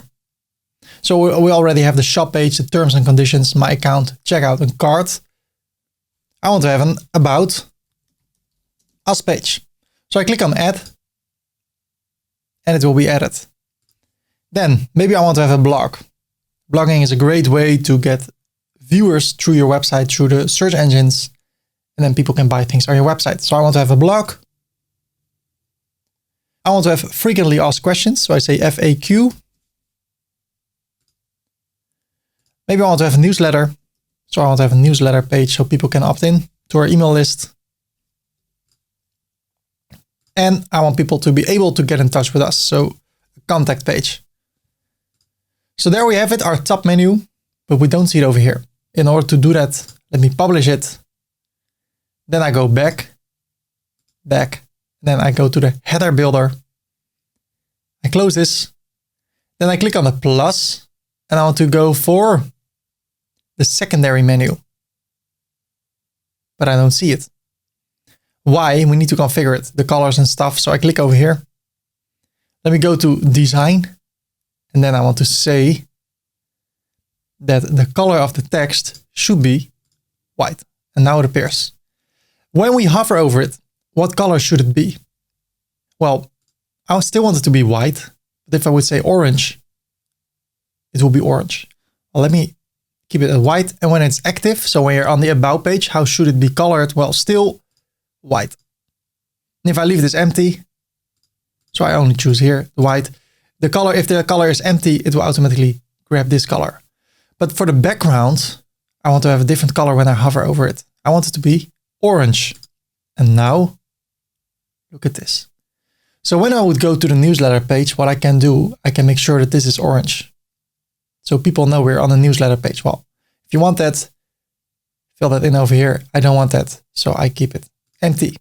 Then I want to go to the font. I think it can be a little bit smaller. So over here, the font, menu font, and I can increase or decrease the size. So I start with 0. I think 11 is great. I can make it uppercase if I want to, but I'm okay. Let me bring this back to 11 because it's really small now. I don't know why. So great. We can play around with the spacing. So if I turn this off, I can say from the left. Every item has more space on the left. So if I would increase this to 50, you'll see it over here. This is 50 pixels. You can also divide it evenly. How do you say that? But then it will also increase the height. So I don't want that, but I can say top 0, bottom 0, and right 20 and left 20. And then it will have some space in between. Well, I don't need that. So I leave it all empty. And then for the margin, what I can do, I can uncheck this, bring this back to the left a bit, so it aligns better with the C of console. I personally prefer that. And that's only about the whole menu. So that is my preference. If you want to, you can have a border in between, but I don't want that. So I leave it with this. Then we can go to general and we can change the width of the submenu. So if you have a submenu, but I suggest you don't use a submenu because in the top menu, I think it's not a good fit. And then if you want to, you can have an item divider for the submenu, but I just said that submenu is not a good idea in the top header. So I leave it for what it is. I publish it. So now we have our top header over here, but we can have more things in the same area. So if I would click on the plus, I could have a divider, which is this over here. And then I can go to click on it and then go to design, make it white, decrease the size, increase it to 100%. That's what I prefer. Then I go to general. I can change the style. And then I can click on the plus or click over here and I can add something else. So maybe a button for people to sign up for the newsletter or just a simple HTML text. And I can click over here and I can say sign up for the newsletter. I can make it a link. And I can have the link to the sign up of the newsletter. Right now, I will leave it like this. Then I can go to the design, text color, white. Also the link color, white. When people hover over it, white. Font size, let's do 11, like over here. So that's what you can do. And then here at the right top area, I can click on the plus and I can go for social. Okay, I click on it. I want it to be white, of course. So I go to design, the icon color, white.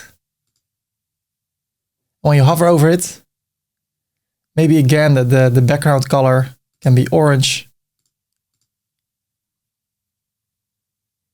You see there's not enough space for margin. So I can increase the icon spacing, decrease the size, still a margin. So icon background spacing, increase that.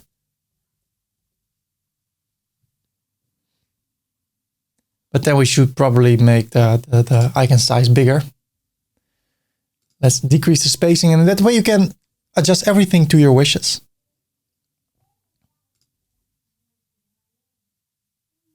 And this is what I like. Okay, perfect. Publish. And now I want to have one more thing over here, and that's my account. So I click on the plus and I search for account. And you see that area over here? Let me adjust it so I'll do a line with this area. So how can I do that? I can create an avatar. So if you have that, you will see your image like that. I use an icon, so it lines up with the other style. And when you click on it, you will log in over here. Let me go to the design. I can choose a different icon. I choose this one. Icon size, let's do the same one as the socials, which were 14. So I click here. Design 14. Icon color is white. Then at spacing, I uncheck it. And at the left, I decrease it. And at the bottom, I increase it. And everything I increase, I want to decrease it at the top. So let's see, it needs to be the same number. So I think it's aligned perfectly. And I think we have done a great job. What I also can do, I can get rid of the divider. Bring this to the center. Sign up for the newsletter. And then I can get inspired by other websites. So I bought my PlayStation at aslangaming.nl. And what you see, things about the delivery, 14-day money-back guarantee, 2 months of guarantees. You can pay with Ideal, credit card. So I can also have something like this over here. If I want that, I can just type it over here. We deliver in every country in the world. Something like that. Or free shipping when you spend $200. Something like that. You can have anything over here. So let's publish it. Let's see how it looks on the website. Great. Before we continue, I want to adjust one more thing or talk about one more thing, which I actually forgot. I'm so sorry. I click over here. Of course, I can add the URL.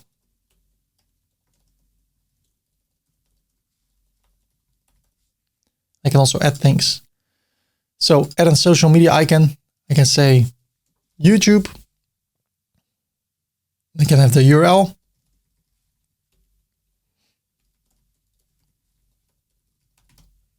And then over here, I search for YouTube.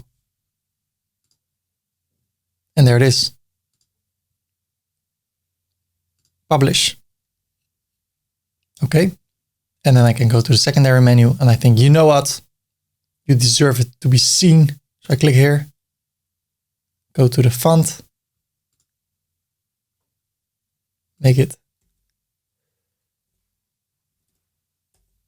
13, also over here, design, 13. And then we can take a look at the main menu. Well, what we see over here, we already have a cart icon because we use modern cart. If you don't, you can use this one. I get rid of this one because I already have this one. So I close the cart.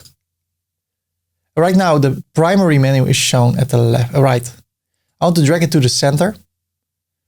And then I want to create a menu. In order to do that, I can do that by going over here to menus.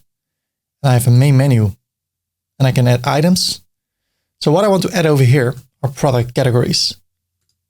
I'm selling consoles. So I want to focus on the PlayStation 5, the Xbox Series X, the Xbox Series S, and the Nintendo Switch.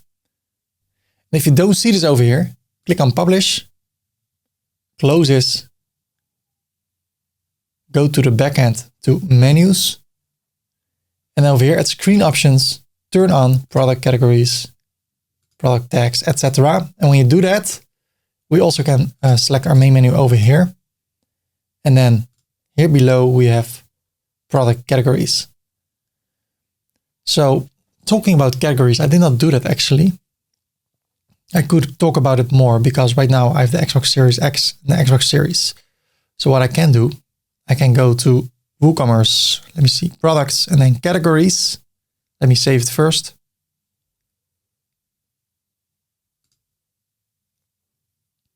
And I can say Xbox Series as a category. And then over here, the Series X, I click on it and I say it is the parent of Xbox Series, update it. I go back to the categories, the same with X, click on it, make the parent Xbox Series. Okay. Then I go to Xbox Series, this one, and that will be a child of consoles. And what we also can do, we can give all the categories an image. So accessories, click on it, upload an image or grab an image. So accessories, it can be anything. So for instance, controllers. Update. I go back to cases. Well, a case, an instance of a case is this one. Update. I go back so I can give every category an image. And then when people sometimes click on a category, they see the right image. So it looks better. So let me go back to the menus where we're talking about. Let me go to the front end. Customize. Scroll down all the way. Menus. Sorry. Menus. Main menu. I want to assign the main menu to the primary menu. And what will happen? It will appear over here in the center. Oh man, I like this. So PlayStation 5, Xbox Series X, Xbox Series S, Nintendo Switch. So I want to change the menu. How? I remove this category. I remove this category. And I click on add items, product categories, and I want to add Xbox Series. And then accessories. So PlayStation 5, Xbox Series, Nintendo Switch, and accessories. What I can do now, look at this. I can have PlayStation 5. I can have a subcategory.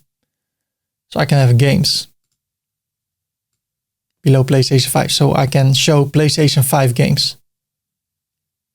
I have Xbox Series. I can say, you know what? X and S. I make it a subcategory. Let me bring back games to the right place. Sometimes it can be a little bit clunky. And if you don't like it the way over here, you can go back. Then go to the menus through the back end. There it is not clunky. So there you can really make this a subcategory of PlayStation 5. I save it. I go to the website. Now you see the categories and the subcategories. So if I click on Xbox Series X, I only see products for the Xbox Series X. How great is that? I think it's really great. If I click on accessories, I see all the accessories. So no PlayStations itself, no console itself, only accessories. And I can change the look and feel. I think, man, it's getting better and better. Oh man, I hope you're as happy as I am with the results so far. But this is how our website looks right now. And as I said before, we want to make the whole process as easy as possible. So one other thing I'm thinking of is the search bar. I want to have a search bar. There is one, but I don't like it. It comes standard with WooCommerce. So if I would go to the customizer, to the header builder, I click over here on the plus, and I go for a search icon, and I publish it, and I close it. I can search for a PlayStation, and I like the way it is displayed over here. Then I click on search. But then it looks like this, and I don't like that at all. So let's make it look better. First, let me get rid of this. Customize. Click over here. Remove it. Click on publish. So what I do, I go to the backend of the website. I go to plugins, add new. Then I search for WooSearch. It's a free plugin. Advanced WooSearch from Elite, something like that. A lot of likes, high star reviews. Install now. And activate it.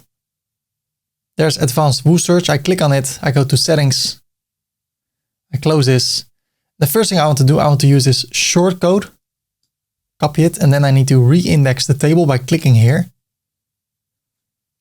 So now all the products, all 17 are indexed. I go to the website, holding command. So I go to a new tab. I customize it. I go back, I go to the header builder. I click here on the plus. I go for HTML. So let's do HTML2. I click on HTML2 and really simple, I can paste the code over here and it will add the search bar. Well, it doesn't look that good yet, but we'll make it look better. So let's talk about the display over here. In order to do that, we need to go to the search form. And we can show the form styling. So right now it looks like this. Search. Maybe it's better to have this area. The search icon so people see better. That's the search area. Like that. And then we need to make it look better. So I go to the customizer. Go back to the header builder. I click on HTML2. I go to design. I uncheck this and I want to create some space from the bottom. And at the top, I do the minus. So I want to bring it in the center. I can do the pixel perfect by playing around with the margin plus and the margin minus. And keep in mind that these should be the same in order for this to be in the center. Publish. Close it. So now it looks like this. And if I search for PlayStation, look at this. This is how it looks. And I want to view all the results. And it will be displayed exactly as I want it to be displayed, because it's the same as when I would go to a certain category. So that's what I like, and it's free. And I like it when it's free. I hope you do too. So let's go back to general. Okay. Search in. If you search over here, where should people, what should be displayed? People can search in the content. That means also in the long and the short description in the SKU. So when people search for an SKU, the product will appear. So to give you an example, if I go to one of the products, let's go to one of the first ones, the PlayStation DualSense wireless controller. The SKU is this one. That means when I search for this, it will appear. When I would go back to advanced Woo search and I turn off the SKU and I save it and I refresh the page and I search for this, nothing is found. So people can search for SKU. I turn it on. Category, yes. Tag, yes. ID, no, because the ID is a number. People don't search for that. So that's all for now. And I'm okay with this. Then I go to the performance. That is all fine. I go to the search form. The search field text, right now it says search. I can also say search for products. If I would save it, which I am doing right now. Search for products. View all results. That's the text that will be found here below. View all results. I can use capitals for every first letter of the word. If nothing is found, this will be displayed. Try better. So if you want to go this route. Do it this way. Try better. Okay. I would not do this. I think it can scare people off. Nothing found is better. Minimum number of characters. So when you already hit one letter,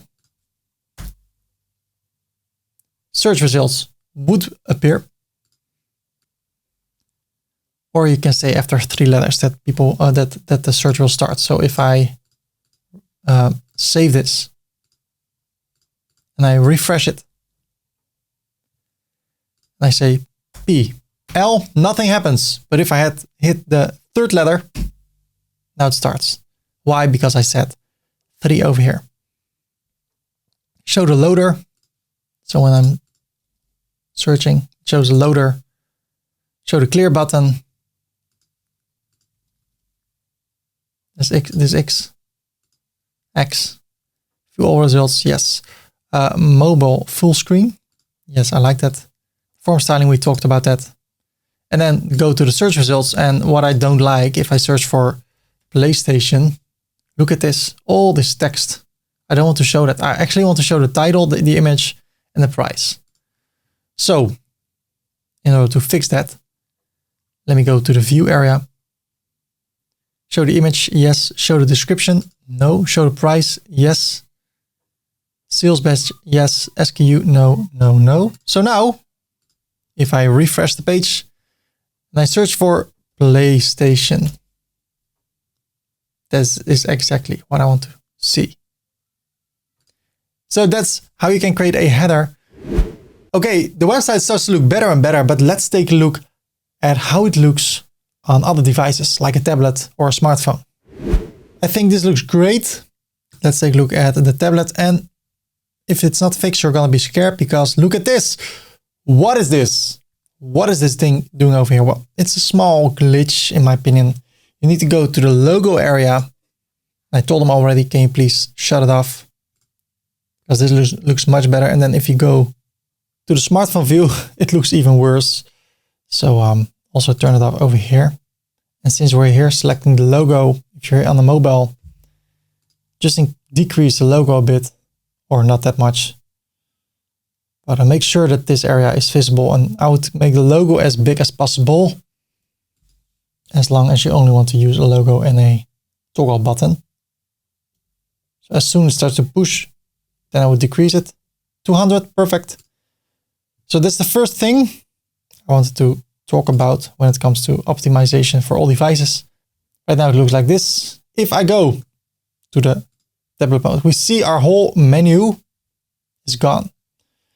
And it's up to what you want. If I would go to echelongaming.nl, where I bought my PlayStation, and I make the screen smaller,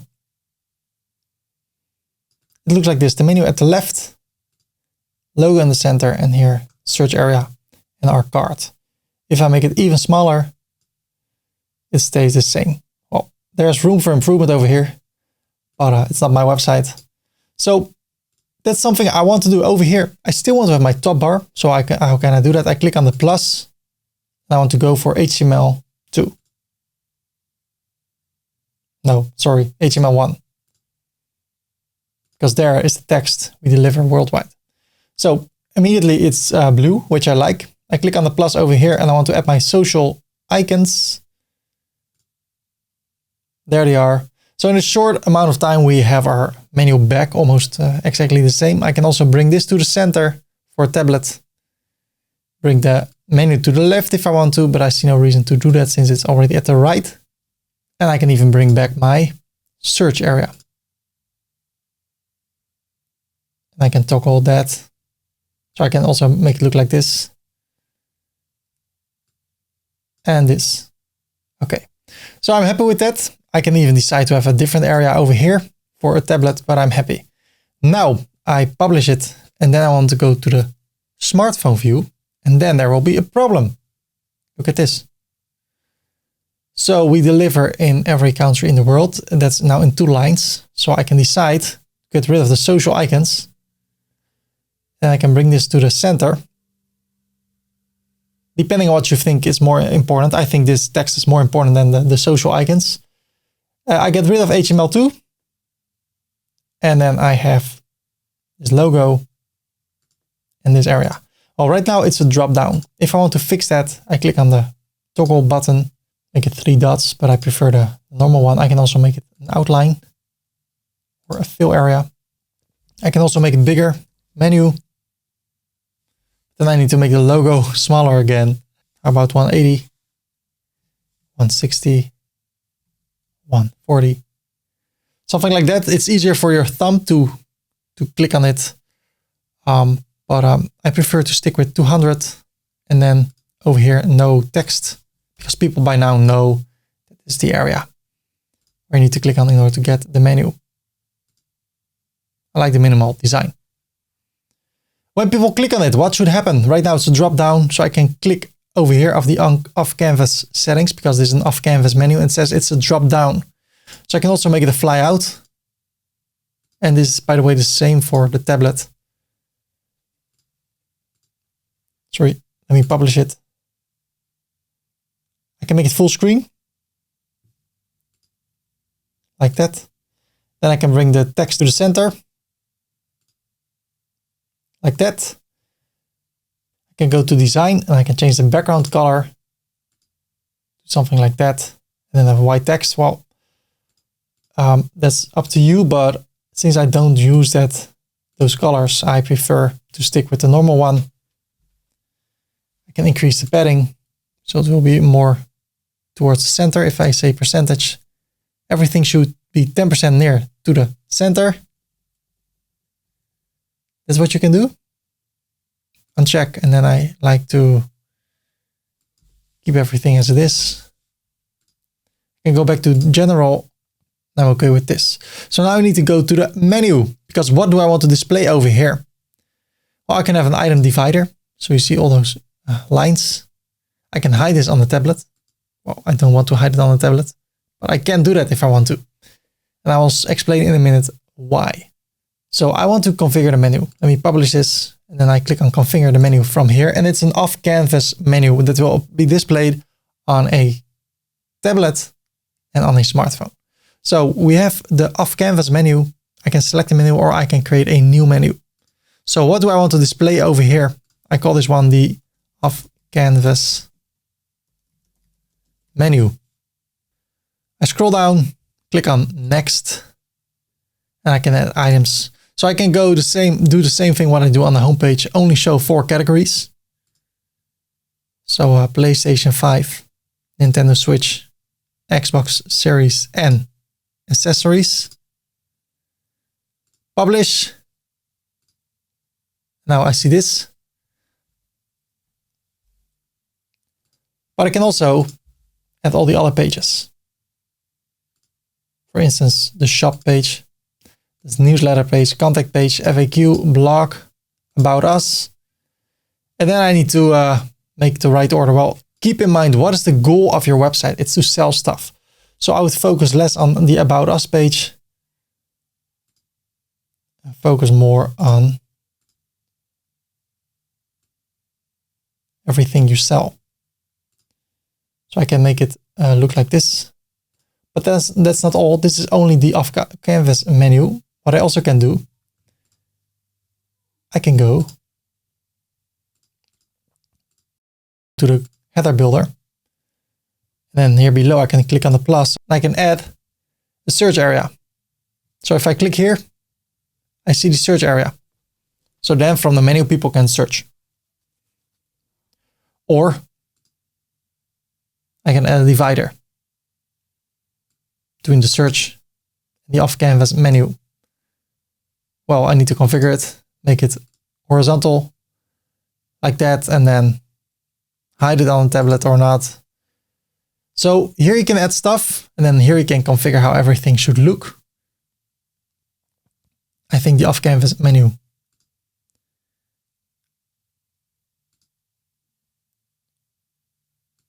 should be displayed like this. Shop, PlayStation Switch. Yeah, like that. And then below, if you want to have something there, you can add it. So let me see if I can make this bigger. I go to design, Menu font. I can definitely make this bigger, even bolder, because it's on a tablet or a smartphone. So it's better when it's easy for people to navigate. Maybe a little bit smaller. Then I go to the smartphone. I'm happy with how it looks. Great. What I see over here looks a bit crowded. So let me go back, since we're talking about optimizing the website for all devices. I go to WooCommerce, to the product catalog. And then let's go back to the tablet view, because there are a few settings. For instance, how many columns should there be on a tablet? And I say 2. Much better. Then for the smartphone, how many tablets or how many columns should there be? 1. Better. Okay, then I click on a product. How should this be displayed on a smartphone? Well, I think it looks great. We see the image first. Then add to the cart all this information, related products. And if I scroll down, I can add it to the cart. Proceed to the checkout. We can fill in our details, place the order, and that all looks great in my opinion. So I click on publish, I bring this back, close this, and then I'm at the homepage. And now the header and the website looks great for all devices. We have already configured the header of our website. Now let's take a look at the footer of our website. So let's take a look at the footer right now. This is our footer and we can make it look better. And as always, it's not a problem. It's not bad when you take a look at other websites that do around the same thing as you do, because then you can learn. Especially when you go to Facebook and you see advertisements, then you know those people that advertise probably optimize their website. So when you see an advertisement, go to the website, see how they put everything together and get inspired by it. So I bought my PlayStation on a Dutch website, ashlandgaming.nl. So I take a look over here. About us. We're available 7 days per week between 12 and 8. Number, you can chat with someone. Information about the office, how to get in touch, more information about us, frequently asked questions and dispute page. And then there are all the legal pages we need. And I'm going to talk about that in a minute. So information about the company. And then this beautiful button that brings us over here. And then I see, hey, I can buy a Switch, but I already have one. But I can buy a second one and then I can play together with my son. But he's only 3 years old. Isn't he too young? Maybe. So I'm inspired.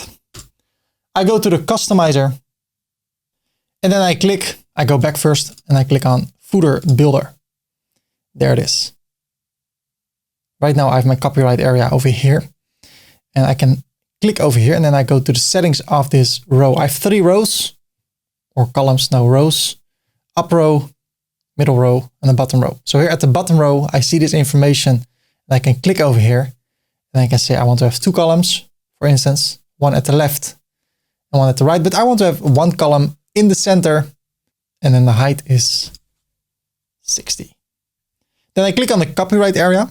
Then I open a widget and in that widget there's text and I can change the text. So I want to get rid of copyright because I already have this sign with the current year. So it will change automatically. Then I want to create a pipe and I can have the site title. But I can also say we deliver. You know what? I'll stick with the site title and I don't need to have the powered by theme author. So that's it. I can click over here, go to design and change the background color to blue. Then I can go to the copyright area, go to the design tab and change the text color to white. I'm happy. And then above there's another area. And if I click over here, I can decide how many columns I want to have. Right now I have 3. I want to have 4. So I can change the column amount over here. And I can also change the way it looks. So I can make this a little bit bigger than the rest. And then we can bring it back really easily. I want to stick with the content width. If I do full width, it will go completely from the left of the page to the right, even if you would zoom out or have a really big computer screen. So I stick with the content width. And I do not want to hide it on the desktop. So what I want now, I click on the plus. I want to have widget area 1 over here, widget area 2 over here, widget area 3 over there, and widget area 4 over there. I click on publish and not a lot is happening right now, as you see. I only can add widgets. So I have 4 widget areas, and in those widget areas, I want to add widgets. So how can I do that? Well, I click on this icon over here, the general icon. Now I can click on the plus and I want to add my logo. So I go for an image and I choose one from the media library, which is my logo. I select it, and we have a dark background over here, or you want to have one, then you can make sure that you use a lighter logo, as long as the logo is visible.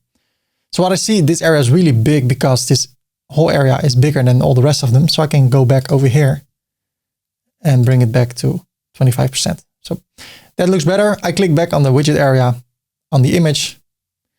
Then there are 3 dots and I click on show more settings. So I can change the size. That's also what I can do. Just stick with the other width and then change the size. But I'm okay with this. I go back. I click over here on the caption and I want to say something about my company. Great. Publish. Then I want to click outside of this widget area because beside a widget I can add other stuff. So I click over here and I want to add socials. So I click on social and there it is. I click over here and I can add Facebook, Twitter, Instagram with the right URL, of course. I can add other stuff as I shown before over here at the top. So let's add YouTube. And then I can select the YouTube icon. Great. Then I can show the labels if I want to. I bring them to the left. I can hide them on the desktop. I can go to design. And I want to use the colors of my website. So I start with the blue color. And when I hover over it, I want them to be white. So you don't see them anymore. But then I want to take a look at the background color and I want to make it orange when I hover over it. Okay, then I want to increase the spacing. So I scroll down a bit, the icon size. It's okay for now. Icon background spacing, I want to increase it. And now it looks like that. Make it a bit bigger. I can also make them round.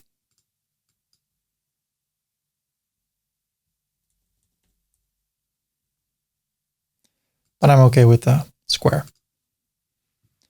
Okay, that's how we can create an area.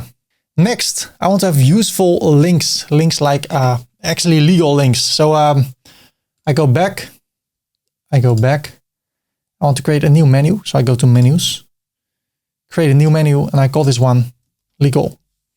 And I assign it to menu 3. Next, add items. I already have 2 of them as far as I know. That is terms and conditions. Okay, then I need to add a second one. Shipping and returns. Return policy. Returns, plural. So what happens when people buy something? It will be delivered to Africa and they want to send it back because it's broken or something. What are the terms and conditions and the policies?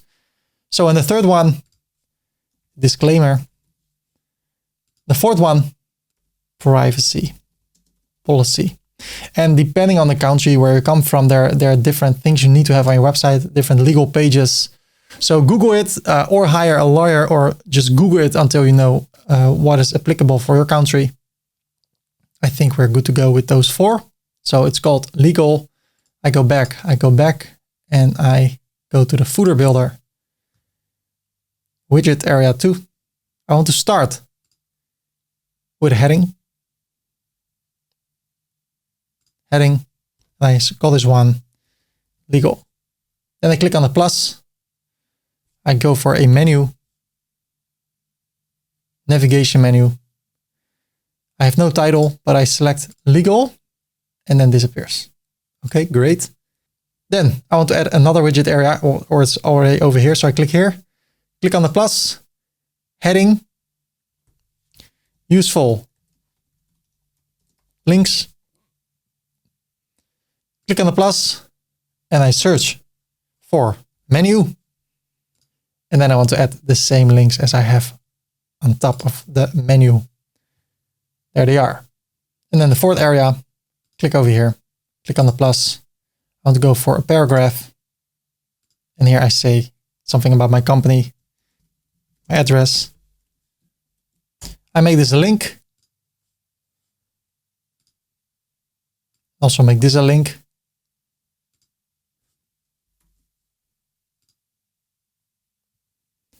And I want to add the heading, contact us. And I bring it to the top, and I want to bring it from H2 to H5. Just like here. H5. And here. H5. Okay. Publish. What we can do, I can select this whole area and take a look at the design. I can change the border color to orange, for instance, and increase the amount of pixels.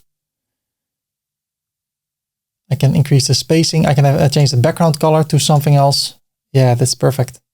I can make it dark if I want to. And then I need to, of course, make all the text lighter. But I'm happy with white. So, publish. Okay, let me go to the smartphone view. Let's see what happens. And what I see, it's totally against the side of the phone and I don't like it. So on the phone, I want to create some spacing quite a bit. I don't like it when things stick to the side. I think it looks great. So make sure it looks great on all devices. Let me see how it looks on the screen. So let me close this. So this is our footer. What I don't like is this space over here. So how can we fix that? Well, we can do it through a few ways. Let me show you. Right mouse click. I click on inspect. I use Google Chrome. And what I see when I hover over here,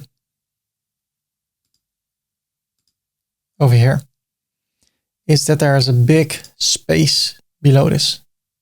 I don't like it. So what I can do, what I see over here, widget margin bottom is 3.5 EM. If I would decrease this to 0, it is gone. If I would say 0.8, it lines up with this area almost. I can also get rid of this and say 10 pixels. And then it seems to be aligning perfectly with this text. So what I do now, I copy this area, Command C, close this, refresh the page. So it's now like this again. Then I go to the customizer, to the go back to the additional CSS, and I paste it over here. If you want to write it, dot widget, opening parentheses, margin dash bottom, then px, like that. Publish, close, and now it looks like this. So that is how it looks right now. I'm really happy with it. If I want to have a button to go back up, I can go to the back end, to appearance, Astra options. And since we use Astra Pro, we can activate a lot of extra functionalities. And one of them is the scroll to top area. If I activate it, I can go to the website, customize it, go to global, scroll to top, change the icon size. Okay, there was a delay. So let me bring this back. I want it to be at the left, because here at the right, we already have the card icon. If I click on it, I will go upstairs or up again. Close it. I scroll down, I can click over here and I go up again. Great. I want to congratulate you on reaching this part in the tutorial because that means that you're persevering, unless you just clicked here to go to this part of the tutorial. If that's the case, I may need to disappoint you. Why? Well, I like free page builders, and my favorite one is Elementor. Elementor is an amazing free page builder that will enable you to create amazing websites, but that page builder is in transition. What do I mean? Right now you create websites in Elementor using sections, columns, and in those columns you can have elements. But they're changing the way you make websites with Elementor.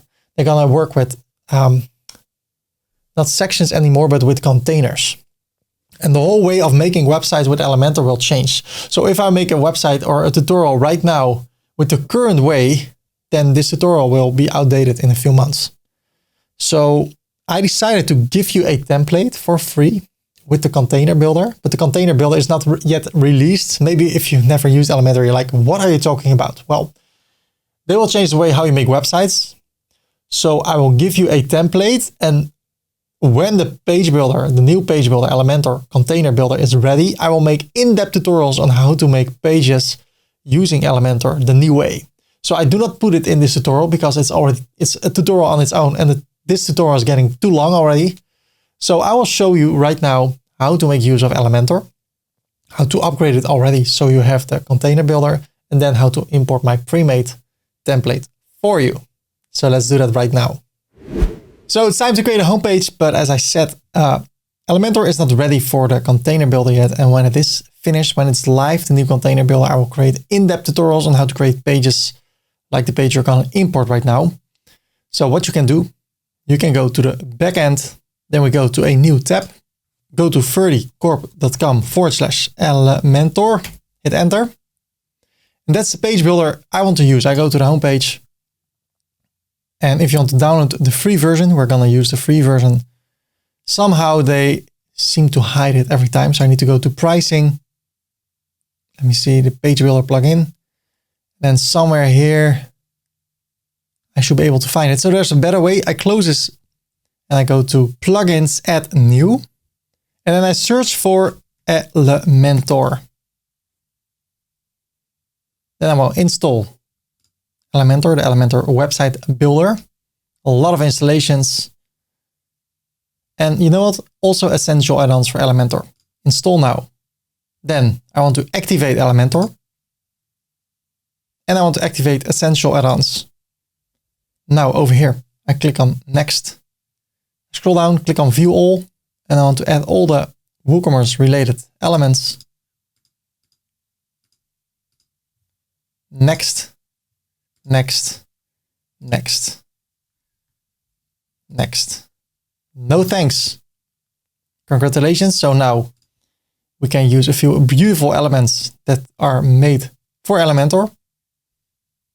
Now I want to create a new page. So I hover over new page and I want to create the home page, home. I click on publish twice. Now I want to go to the website. Clicking here, go to the front end, then I go to the customizer.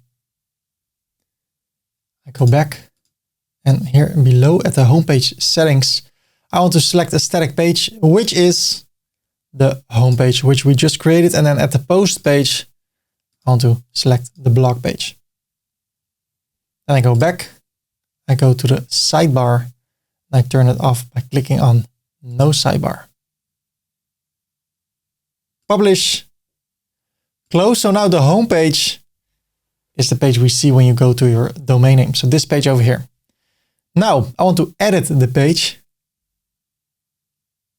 with Elementor by clicking on this button. Now Elementor is loaded. When you see an intersection over here, that means that the new version of Elementor is still not released. So what I will do, first, I click over here on the 3 lines. I go to the user preferences. I change the user interface theme to dark. And I turn on editing handles. Then I click on update. Then I click here. And I go to the page layout and I change it to Elementor full width. Update. I want to make use of the container builder. because I created the template for you in the container builder. I click over here, I exit Elementor, and then I select WP dashboard. So when we click on exit over here, we go to the dashboard. Apply. Yes, leave the site. I go to the screen options, Elementor overview. I want to get rid of that. And the recent reviews, I want to show that, and the WooCommerce status, how much we have sold. Now I go to Elementor settings over here. Then I go to experiments and I scroll down, and then there's the Flexbox container. I want to use that by making it active.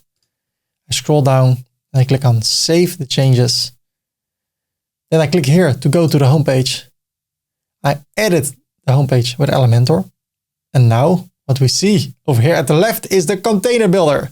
It's in beta. It's almost ready. So I assume you can use it on your website. I use it on my websites and it's having it's creating no problems for me. And now if you want to import the page I've made for you, because right now I don't want to create a tutorial about this, because then the tutorial about WooCommerce becomes so long and people get scared because it's 6 hours. So I have a separate tutorial about it and I'll create it when the container is ready.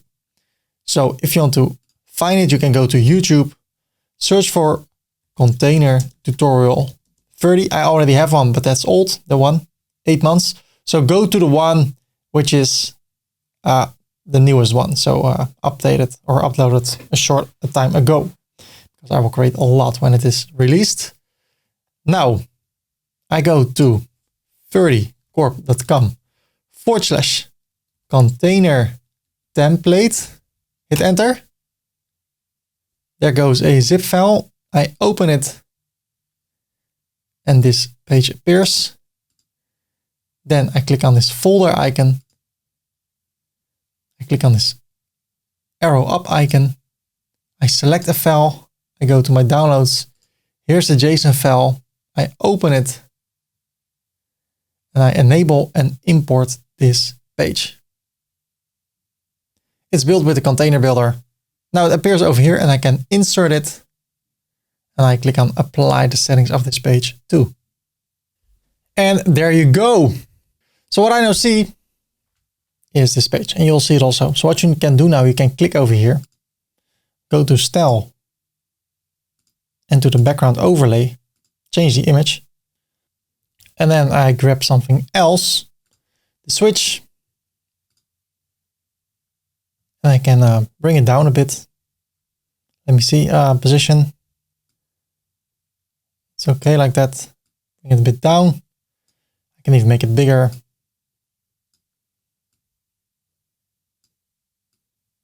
And over here I can say order the Nintendo, let me see.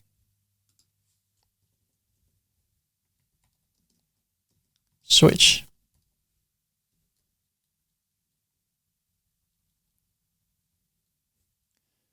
Trade your Dream Cube for cash. So in that way you can change the information, get $200 off from this amount for this amount. You can change the text. So just change the content, change the colors, and you will be good to go. And this is inspired by one of the best stores in the Netherlands.